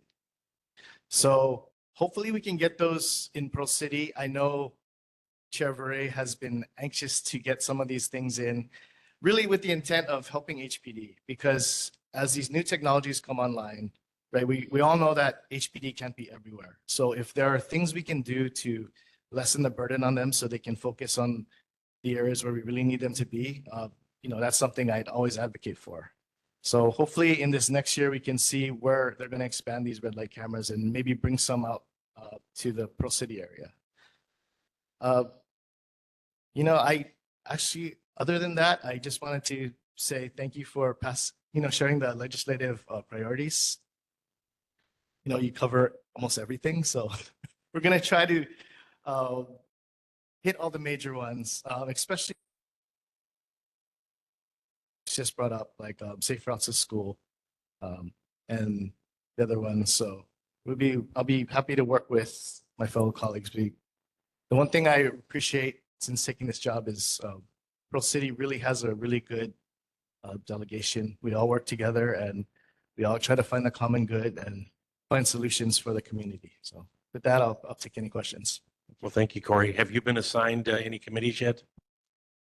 So we have still in the process of reorganizing. I think there's some little hiccups with some members, which is why it hasn't made public yet. I do know I will be changing roles. So I will not be on the finance committee anymore. I'll be shifting to the committee on commerce and consumer protection. I'm waiting for the final announcement. Well, great. We look forward to working with you, and especially with commerce and consumer protection, the big issue on insurance rate increases. We need to tackle that. That's a major impact to everybody. Corey, you got a question?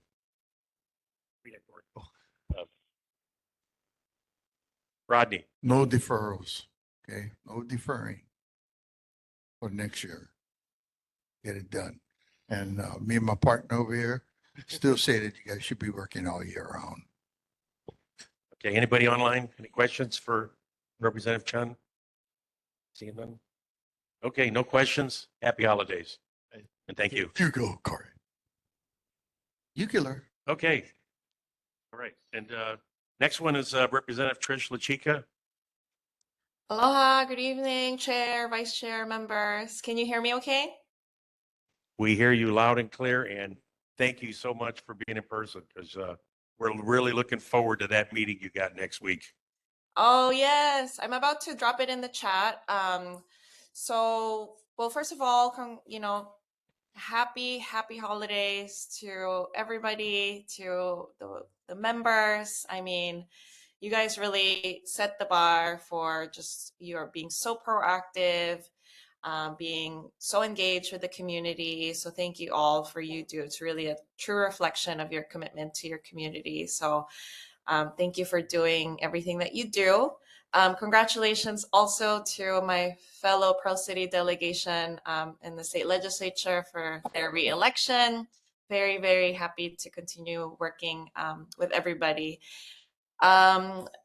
We, as Representative Chen mentioned, we are still finalizing, the House is still finalizing all the committee assignments. As you know, there's a tremendous amount of changes in the House, including a new speaker, new leadership, and just a ton of new people.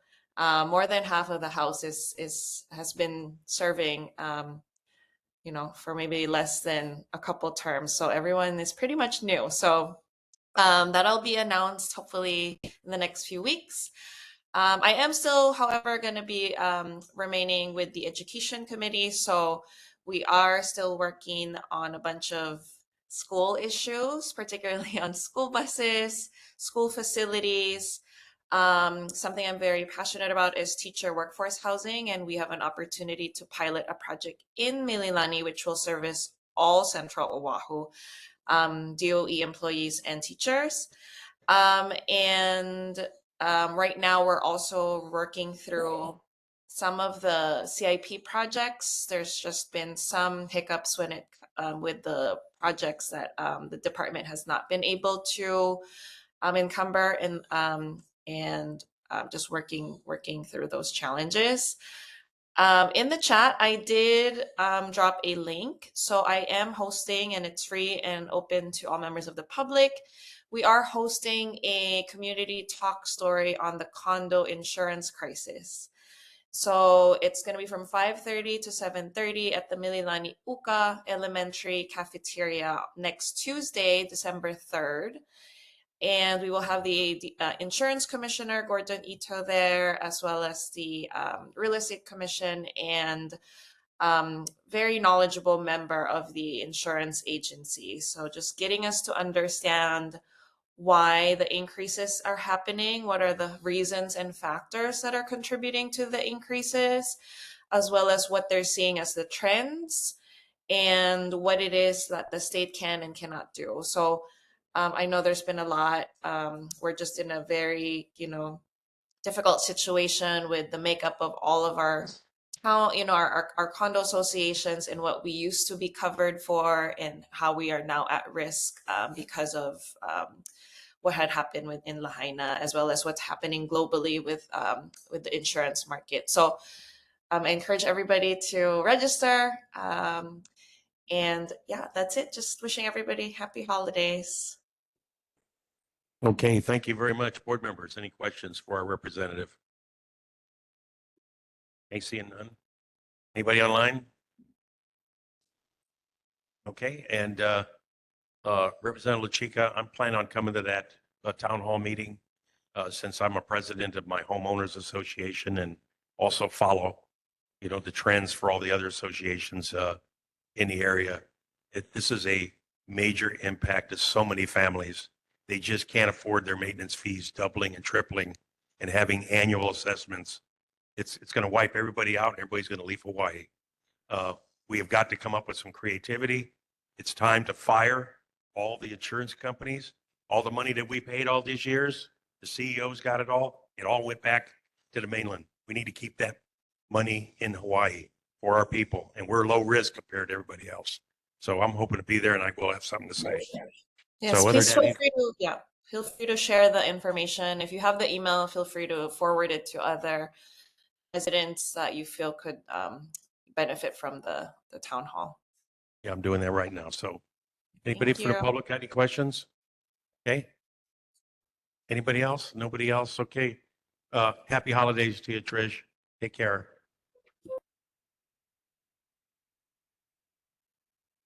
On to our city.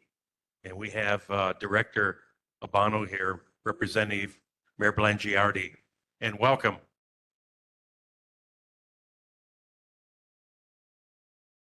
Good evening, Chair, Vice Chair, members Like that of the shirt. Neighborhood Board. First of all, I would like to thank your service throughout the year.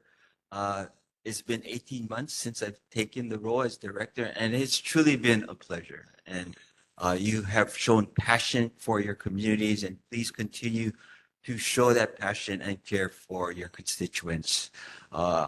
In addition, please enjoy Thanksgiving, the holidays with friends, families, and all of the ones that you care. Enjoy a good meal, a good drink, reflect on the last year, and come back strong for 2025. So thank you. For my report, highlights of the mayor's newsletter, more information on the city's proposal to raise sewer rates are available.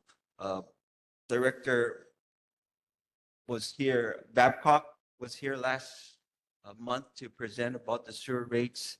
It's significant in terms of its revenue to be able to continue to operate and provide all of the upgrades necessary for ENV to comply with its requirements and mandatory requirements because of the order that they are required to comply with. This, all right, recapping an incredible Pride Month in Honolulu, including mayor's appearance in the Pride Parade. There was also updated flood map for FEMA mean impacts to the homeowners in terms of their insurance. So if there is a concern, there is an opportunity to appeal the process in the spring of 2025. And it is expected that the maps will be finalized in 2026. So if you are now in a high-risk area identified by FEMA, it may impact what you pay for insurance. There was a story about a Kamehameha student being rescued, being in the ocean for a little longer than expected. And we want to thank the fire department for their rescue efforts for that. And lastly, there were upgrades at Hans Laurent Field, about $4 million in repairs that included the baseball field and all of the amenities there. I do have some follow-ups on some of the questions that were raised last month. Pet chickens, I did get a response from DPP. It falls under HPD, and DPP will only investigate and cite when it's been verified that chickens are used for commercial purposes. So if you are aware of any resident that are using chickens for that purpose, you can call DPP accordingly.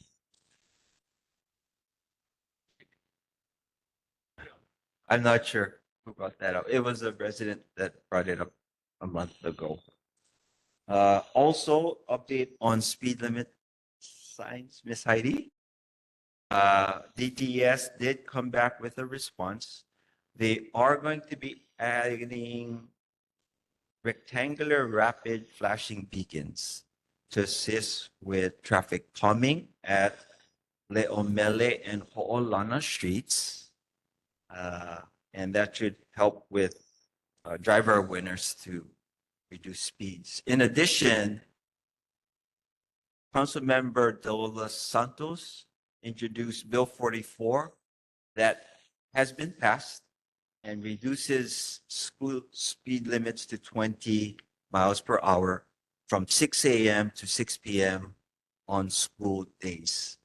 It is waiting mayor's approval, and once it's approved, the Department of Facility Maintenance will start replacing the signs to have it be at 20 miles per hour.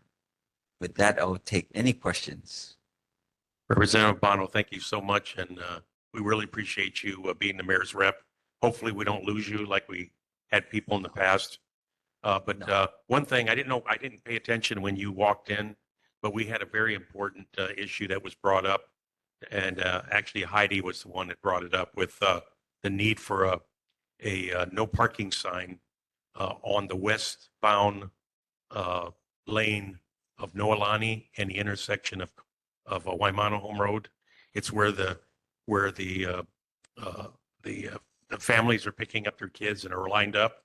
Plus the kids are having to walk in the street. If we can have a sign that says no parking, these certain timeframes, twice during the day, the morning and the afternoon pickup, that would really help out the area for HPD to enforce it. We will work with DTS, Roger More Morton, on that. Director Morton. Can add those signs. Okay, I will follow up next January, right? that's right, January. Okay, board members, any other questions? Charmaine? Thank you. And thank you for all of your help over the last couple years.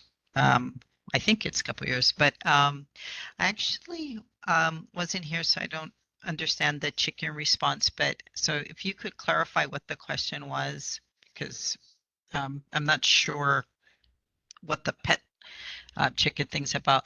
But also, if you and I could have a conversation offline, today's Tuesday, they pick up rubbish in my community, which means I get 3 or 4 emails about rubbish trucks again, and that has been over a year now. So if we could talk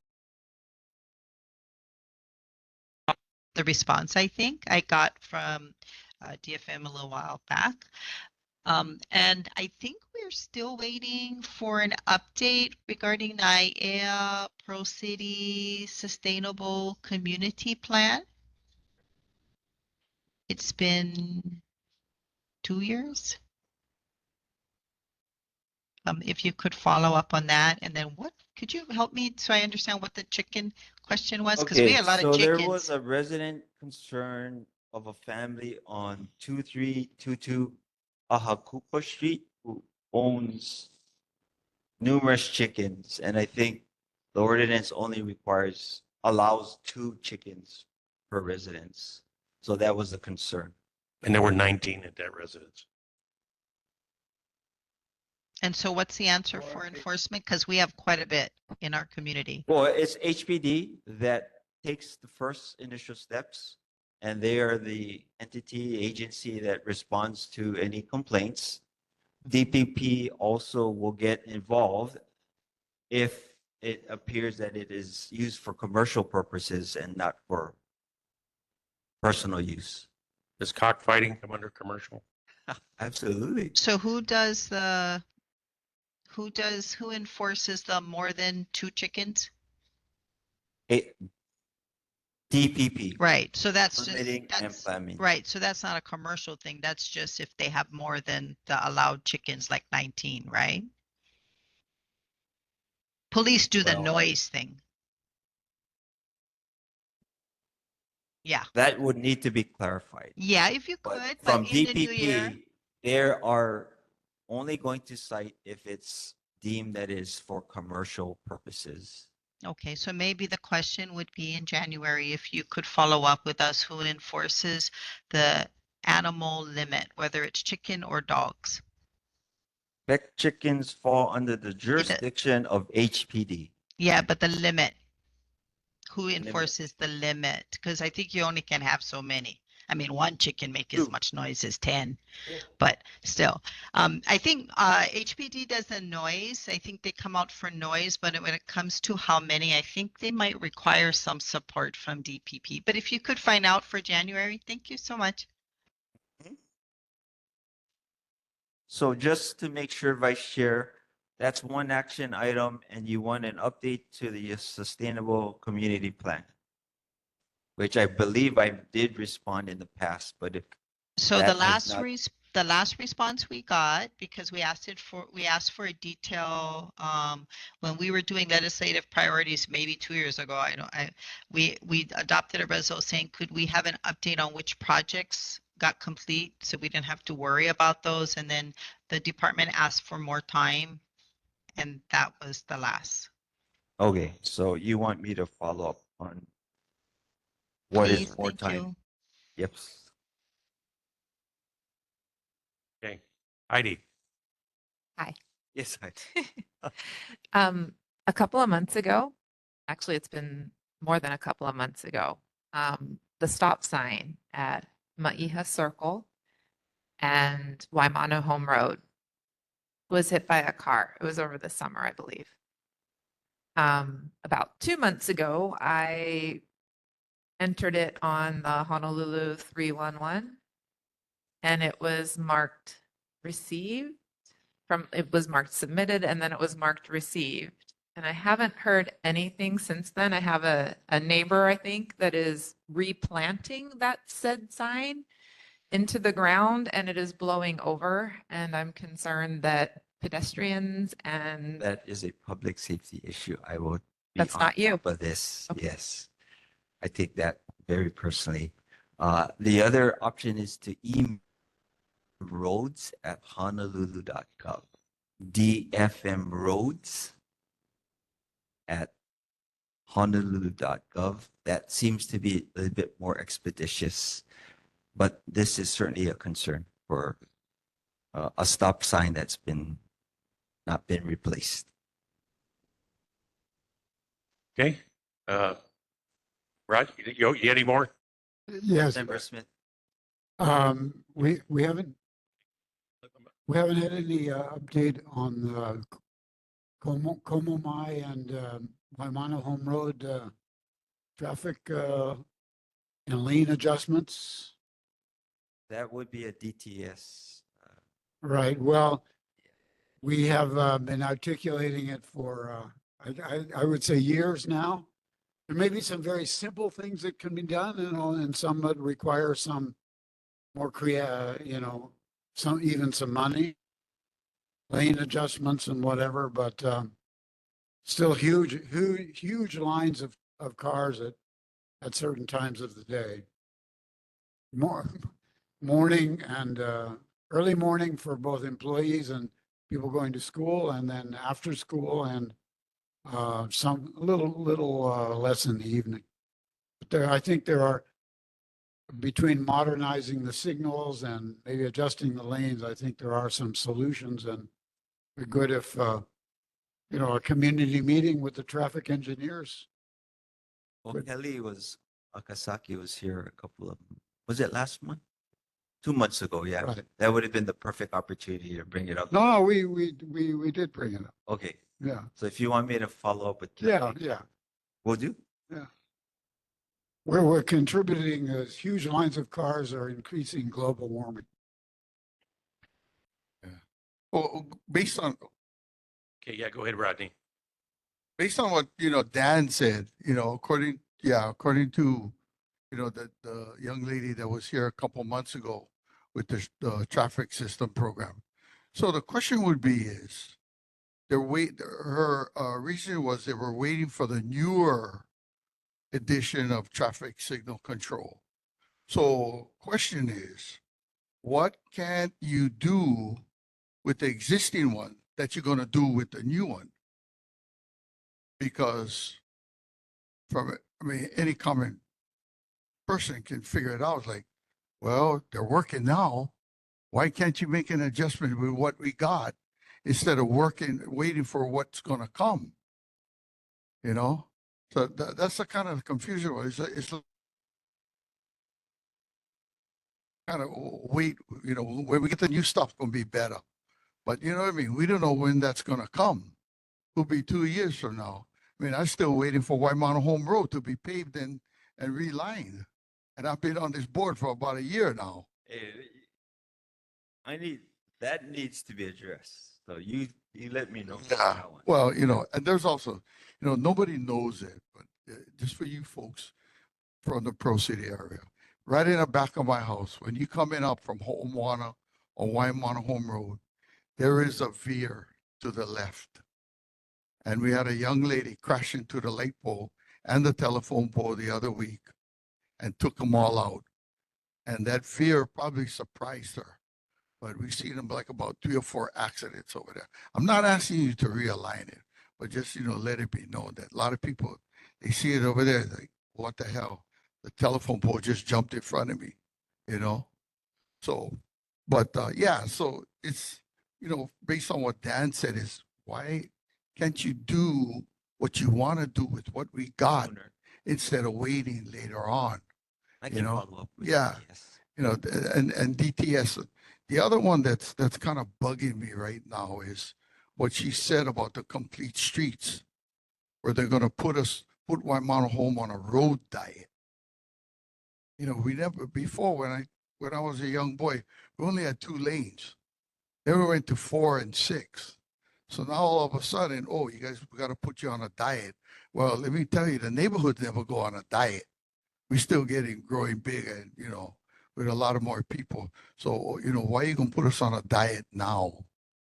So if she can elaborate, because that's going to come around, probably next. I don't want to be surprised. We like her standing right over there where you are right now.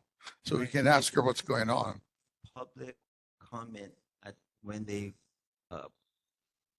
show the complete streets design. There will be an opportunity for public comments. Yeah, they've actually come to me asking. Right. So that will be the perfect opportunity to bring up your concerns. Yeah, because if I'm not mistaken, her and Tony went at it too. Yeah. Okay. Yeah, they went at, but Yes. my last one is, so, yeah. Yeah. So Colette was, This is the yeah. time to bring So your- Colette was talking about my and so was Heidi. The back entrance to Pearl City Highlands Elementary. A lot of speeding going on there. Question is though, why is there a sidewalk where the back entrance is, all the way up to the intermediate where the tennis courts is, and there's no other sidewalks in Pearl City like that, because that was older Pearl City. The newer Pearl City started on, with sidewalks. If you go down here about a quarter of a mile, the sidewalks end, and that's where old Pearl City stopped. So I'm just, it's kind of curious to see that there was a sidewalk over there, all the way up to the tennis courts, and it helped the kids out, but nowhere else. It stopped. Okay. Junior. You kind of planning. Nothing personal. Oh, yeah, But never. you know the chicken problem. Everybody just pushing them to everybody. Your fault. Your jurisdiction. The chickens that fast. Everybody make somebody else do their job, right? That's HPD, whatever. That's the problem. You guys, not just you, but nothing wrong. Just fix them. Take months, years, we get something done. The chicken will die. I mean, it's my comment, but I don't know. Whatever. I get some else. Parking stalls on Noelani Street. Noelani between Omalu and Homai. You were requesting parking stalls. Well, a resident is. It says called you will increase parking. with all the Lined parking stalls. Parking on a lane. Yeah, again, that will be part of DTS's plan for all of those improvements. Yeah, and then they said the bike lanes are dangerous over there. The walkers are getting out of the car. You can make a study or something. And then the handy vans. Pickup times are what, 1 hour? Every hour now? And even, Yeah. Is that you? it's DTS as well. Sorry. Wrong. No, no worries. I am the Let me talk to you this way. No. I will take all this back to the various departments and they will respond back. If it's a DFM issue, you can talk to me personally and I will certainly address it. And then lifeguards. No. Is there any way of putting more lifeguards out there on the North Shore or on the beaches? Lifeguards, because Lifeguards on the North Shore. they said no funding or something. That's why. I'm not sure about funding. Sorry. And one last thing. Not you know, but you can hear them. Election. I'm going to publish the results and still had people voting. Yeah, I would not be able to respond to that. You're asking, why did they not Wait. They get people Wait. voting ahead and they then publish results for us. I think there's like first reading, second reading, so they may have done first reading. So then the first It could reading have come been up mail-in votes and all that. after the last guy vote. Oh, they'll be in line now, like 12. And Yeah. it's came out already, so just like their vote will count that. You know what I mean? I can, yeah. When I was young, I had all the schools had voting, I guess, for votes, so nobody got to wait in a line for 5 hours. Yes, But we got away from that, so I don't know what happened. you can ask the state. Yeah, sorry. Okay, Junior, if you and I could get together, we'll put a requirement in to see if we could get to DTS to support those line parking places, because I know there's a lot of wasted space. If it was managed a little bit better in some of the neighborhoods, especially townhomes, it'd be better. But yeah. So we got to move on. Thank Count- you. No. Happy holidays, everyone. No, I got Councilmember Okimoto. She wanted a question. What street was it for the stop sign? She's over here in text. What is it? Put the mic. That one. It's Maiha Circle at Waimana Home Road. Okay, we got that. I got that. Okay. All right. So thank you so much. Happy holidays to you and the staff, and we see you in January. Trevor, I Take had care. a question for him. Okay. Continuing with the city, we have Councilmember Val Okimoto, and welcome. Hi, good evening, Chair, good evening, Vice Chair and Board. Aaron Wilson with the Office of Councilmember Okimoto. The council's wrapped up its monthly business last week. The next full council is on Wednesday, December 11th. A few important adopted resolutions and bills came this month. The council members' resolution 242 urging the Hawaii State Legislature to enact legislation addressing the drastic increases in property insurance premiums. That's going to go to the governor as well as the state legislature. Bill 44 was mentioned before relating to traffic safety. It's going to establish more appropriate speed limits in certain areas. So that would be the school zones as well as I think parallel streets to schools as well. I think DTS has the authority on that currently. Both some bills of note, both Bill 51 and 62 passed second reading. 51 is relating to adaptive reuse of the existing commercial buildings. This should add some more useful housing projects to the city. And Bill 62 is relating to the fire safety code, where they're trying to extend the deadline for the automatic fire sprinkler system. Bills some bills of note that passed first reading, Bill 60, where that's relating to the fees and sewer drainage and cesspools, and Bill that should be it. Some of the constituent stuff we had this month, Lyell Gardens Town Home Association may be added to the city's rubbish collection as soon as February 2025. DFM's Division of Road Maintenance initiated a service request for the replacement of the faded no parking signs on Luehu Place. Work will be scheduled when the resources come available. The CIP project, for Pearl City District Park for the roof improvements, the construction for those should begin December 16th.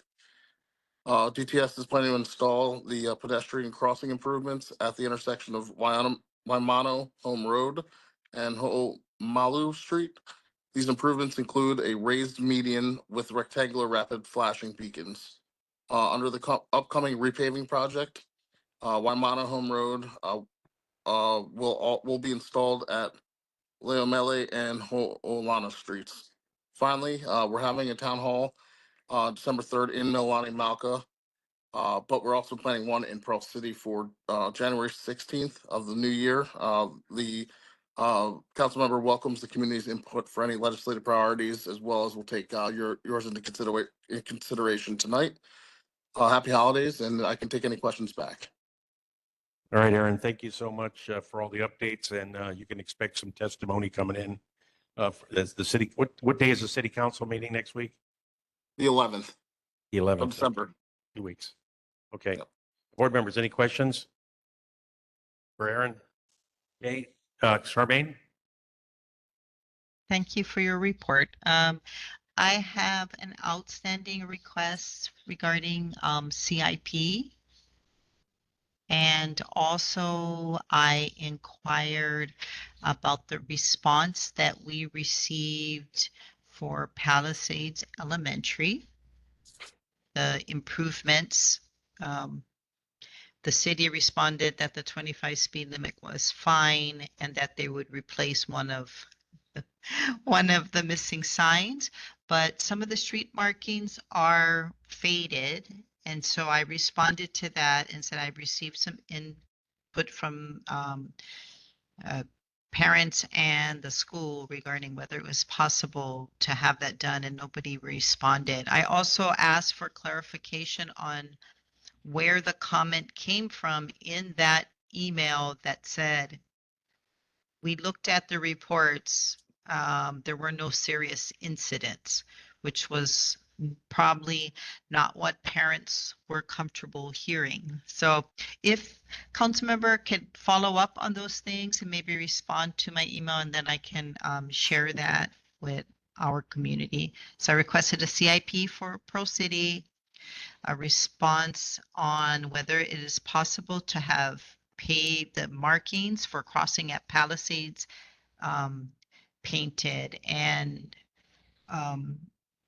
who said there were no serious incidents, if that's possible for you to look at. Thank you so much. Not a problem, and that has been emailed, correct? Okay, no problem. I'll About get 2 that for you. months ago. Gotcha. I have to dig back and get that for you. I'm sorry about that. Thanks, Charmaine. Okay, Aaron, thank you so much, and happy holidays to you and the staff and our council member.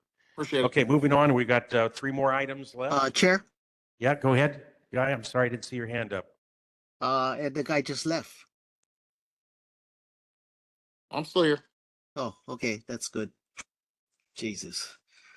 I brought this up many years ago when they talked about smart streets and complete streets, and that was the removal of the crosswalk on Waimano Home Road that connects Nanakai Street. I reported that months ago. How many times already for the past I don't know how many years when they had smart streets and complete streets come talk to the Pearl City Neighborhood Board, and then that crosswalk is still there. So what was your question again? The removal of the crosswalk that fronts Nanakai Street, that goes to Nanakai Street to the Breen Harimoro Manana Community Center Park.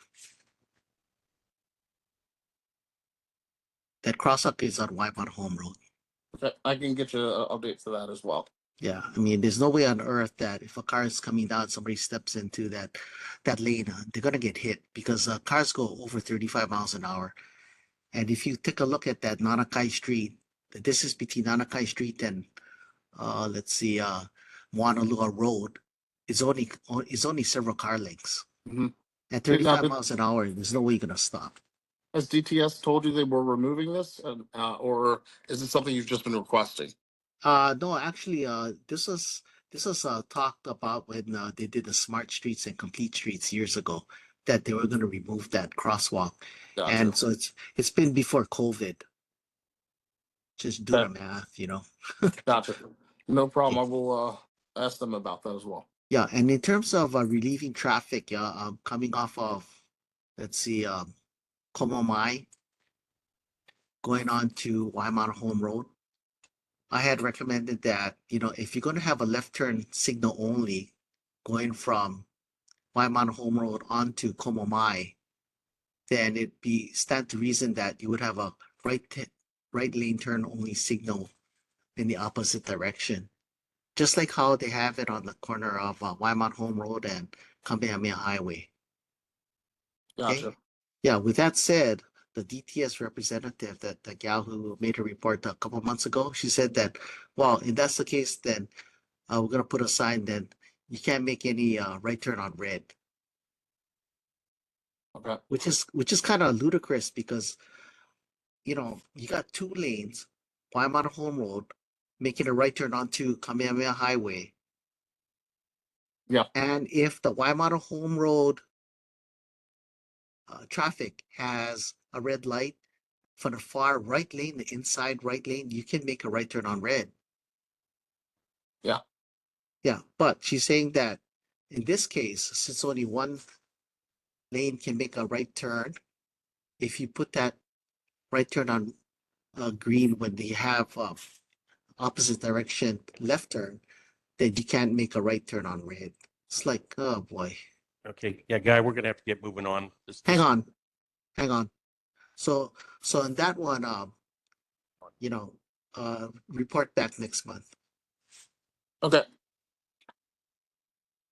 Yeah, Chair Verwey, you missed me on the thing when Director Albedo was talking. I had my hand up and you missed that. Oh, I'm sorry. I also missed one of our members in the audience. My apology. If you can give me that issue in an email, we'll go ahead and hit him up with the email with the request. And I actually got to put some letters together on some of the stuff tonight. So my apology. Aaron, anything else? That should be it. I'll leave my email address in chat as well. Okay. All right, Aaron. Happy holidays to you. Okay, moving on. Joint Base Pearl Harbor, we've got Duna Hodge, and we also got Victor Flint here. Gentlemen, thank you so much. Some good Thank you, Chair. updates here from the Navy. Good evening, everybody. Thanks. Before I forget to wish you a great Thanksgiving, happy holidays. Merry Christmas is coming right up. Last week we had our 3rd open house. It was very successful. We didn't have as many people as we'd hoped. We never do. I say successful though, because they're getting smoother. They're getting better. The presentations are getting better. I think that the information that we share with the public that does show up is better. It's better quality. And we're getting feedback cards that tell us that. So I'm very, very happy of that and proud of the work that our subject matter experts do, because these guys are engineers. They're in the tunnel all day long, or they're back and forth, and they're working very hard for us. And I appreciate what they do. So it's nice to be able to represent them to you. With that, I'll go ahead. I put some mo'olelo. I can't say it. It's the newsletter from Navy Region Hawaii. I'm not Navy Region Hawaii, but they've got a great newsletter, and it talks about the Navy. It talks about Joint Base Pearl Harbor. It's a great newsletter. It's also on a website too, and we link to that. The current tank cleaning operations. Very happy to say that tank 5 and 6 are completely degassed, so they're safe to enter now, and they're getting prepped with the sludge removal and all that other stuff that we've already done to 7 and 8. 7 and 8, they're doing some structural repairs. We were hoping to start pressure washing this last week, but they're working on a stairwell in one of the tanks. It's a little bit more unique than the other tanks, and they need to remove that to be safe. To remove that, that's quite an obstacle. I mean, you've got to get this huge stairwell completely taken apart and pulled out of there. They're almost done with it. We're hoping to have it done. Hopefully we can start pressure washing soon. Reminder on our dashboard apps, App Store, Google Play, all that stuff. You can see up to the week cleanly reports. Where we are with the tanks, what's going on, great videos, great information, and also the next open house, which is probably, right now it's tentatively planned for the 2nd week in February. We don't know the date yet, but I'll keep you guys informed on that. Until then, I'll shut up and let the professor talk. Okay, thank you. Thanks, Duna, I think. Victor Naval facilities. Just to ping off a little bit about the Mo'olelo newsletter, they always have a historical part in there. And this week is about Ford Island or Moku Ume Ume. So it's kind of really neat. I love that history part. And it's right there. So check it out. Okay. The Pearl Harbor Restoration Advisory Board, the last one went really good. And the next one is December 11th at the Oahu Veterans Center. And so the RAB is back in business. Projects moving forward. At the last meeting, I advised you guys about our second pour, the second of 9 pours for the concrete floors. We're going to be doing our third pour in December. So I'll have information at the January Pearl City Neighborhood Board meeting on that. What's really neat also with these things, once all the pours of the floors are completed, they'll be barged over to the shipyard. So it won't affect our traffic at all, which is my kite. And the last one is our Hurex drills. June through November, hurricane season, Pau. We dodged a few bullets, thank God. But the Navy's always ready to come and assist the Hawaii people when requested. That's all I have. Are there any questions for myself or Brother Duna? The updates and also the newsletters that you gave us. I want to apologize that I couldn't make the open house. It's just I had other commitments during that time. I would have liked to be there, but and of course, I put the word out to the board members so they can attend. Rodney, go ahead. Victor, Duna, I have a question. My mother has a house in Halava, which the back is on the Halava stream. So every year with the insurance rates and all that stuff, she gets a notice that, it is a flood zone. So from what I understand, the Navy is in charge of taking care of that stream and cleaning it out, from what I understand. Set me straight. Is that our NAVFAC utility corridor? I think so. It's right in the back of Halava housing, coming off of by Makalapa, where the Arizona Memorial is, straight back. Right. I'll check on that, Rod. Normally, the guy that was just here is Brother Gene. They're responsible for that. And yes, we have a very similar issue in Foster Village. I worked with IAEA Neighborhood Board, or no, Salt Lake Neighborhood Board with that one. And they're the guys responsible to clear the streams and the storm drains. Yeah. And I just got finished talking to him about that. So. Yeah. All of a sudden, her property increased. It's like the river is small, but the buildup is big now. It's probably one day we're going to be able to walk over to Simpak. After I talk with him, I'm going to get back and I'll let you know either yay or nay. I appreciate it. Raja. I had some doing also too is that, we're discussing some stuff about non-potable water, but we'd like to see what the use is going to be.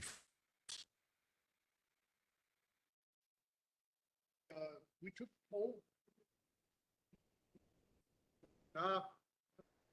Into the mic.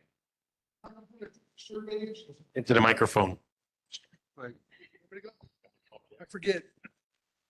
Navy musicians and microphones, too many times in front of a microphone and I would say something dumb, but Nakapuna, right? Nakapuna took the survey. This was that survey that started about a year and even more ago. The survey's working with the state and with the federal government. We haven't been told what the plan is, but we know that there's some great suggestions out there for that. I know that the water that we're returning is going through the GAC filters and all that. There's some concerns there, but we've got some answers on our website for that. But as far as the potable water and the use of the tanks, yeah, it's up in the air right now. Can I put in a plug? Last plug. You mentioned history. December 7th coming up. I just had a Utah killed in action family yesterday. I'm not supposed to be doing that, but I volunteered because Jim Newman had Edwin Hill's family who was the bosun mate that was on the Nevada. I had the Utah family. He had the Nevada. The families are starting to come in. If you get the opportunity to participate or even go to the ceremonies, they're awesome ceremonies. It's the 83rd, and there's not very many left, but I can tell you that there's a 104-year-old Ike Schwab, who was a musician first class on the USS Dobbin, who's coming back, and he's been coming back for the last 5 years. So God bless him. Come out if you can on December 7th. Okay, thank you. Heidi. I just wanted to get the date for the meeting at the, I think you said the West Oahu Veterans Center, for The RAB meeting. The next RAB meeting is December 11th at the Oahu Veterans Center in Foster Village.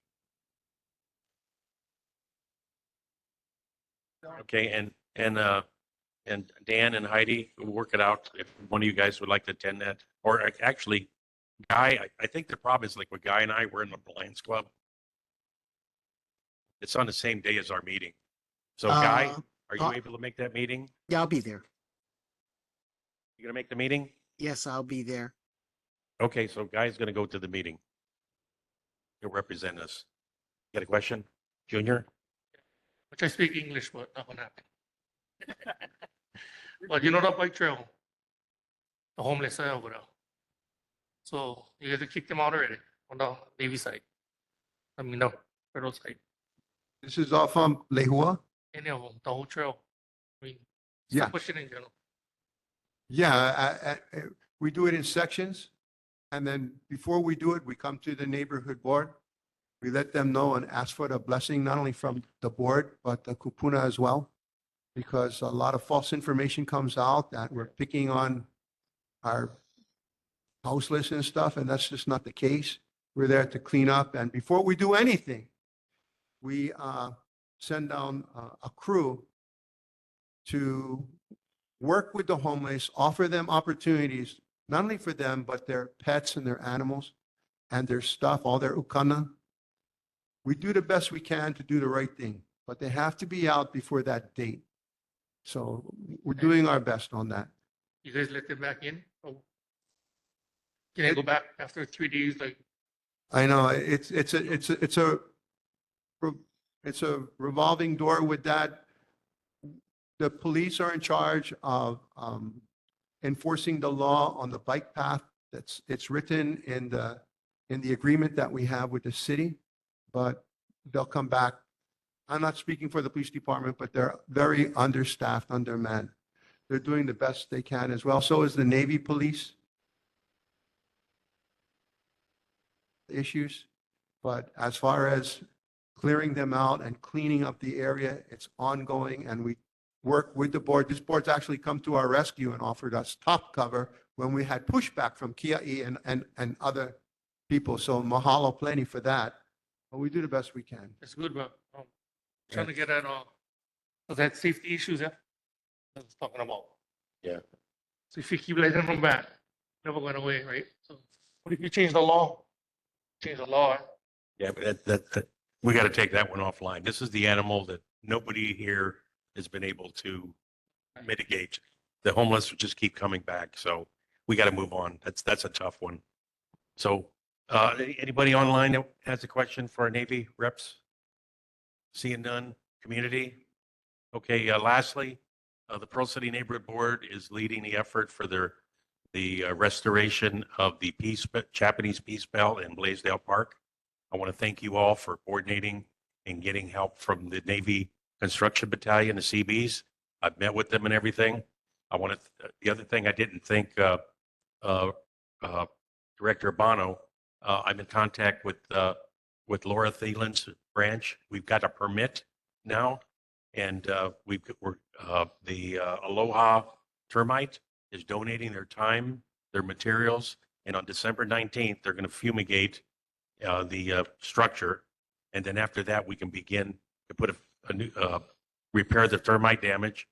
We've got help from the Pearl City Lions Club, and the CBs will be working together.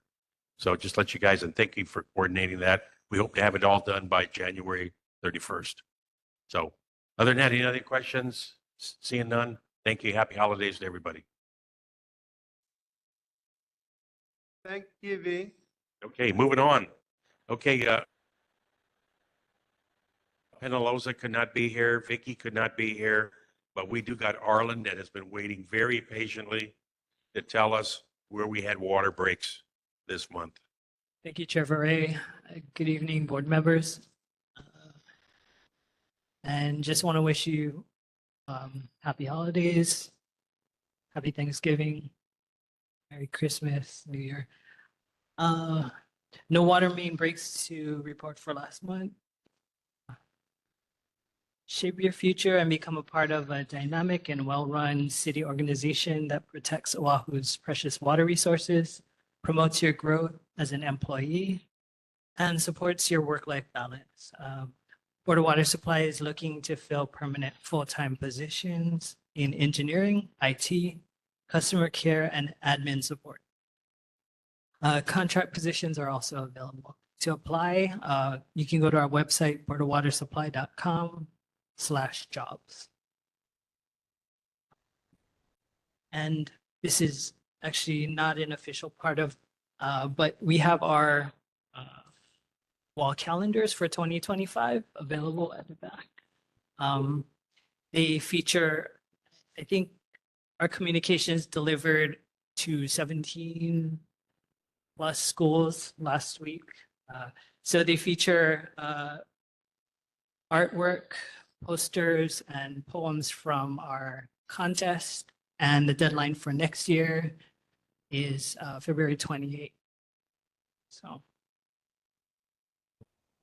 Okay, that's all I have. Arlen, thank you. Thank you for your report and thank you for the calendars. We appreciate it, especially all. Board members, any questions for Board of Water Supply? Seeing nothing here. No questions virtually. Any questions for community? Seeing none. Arlen, thank you. And happy holidays to you, and tell Catherine I said hi. Okay, moving on. Tony, anything updates for Pearl City High School PTSA? Just the Pearl City High School Project Grant 25 Winter Fair at the Pearl City High School cafeteria from 9 to 2. That's it. Thank you, Tony. Okay, moving on to our minutes. Everybody was distributed the minutes. Can I get a motion to approve the minutes? Okay, second. Okay, and any changes? Again? You screwed that up. First one on second. Okay. All right, seeing nothing virtually. Okay, if there are no issues, we'll go ahead and approve the minutes then. With that amendment. It's taken care of. Okay. All right, meetings by other board members.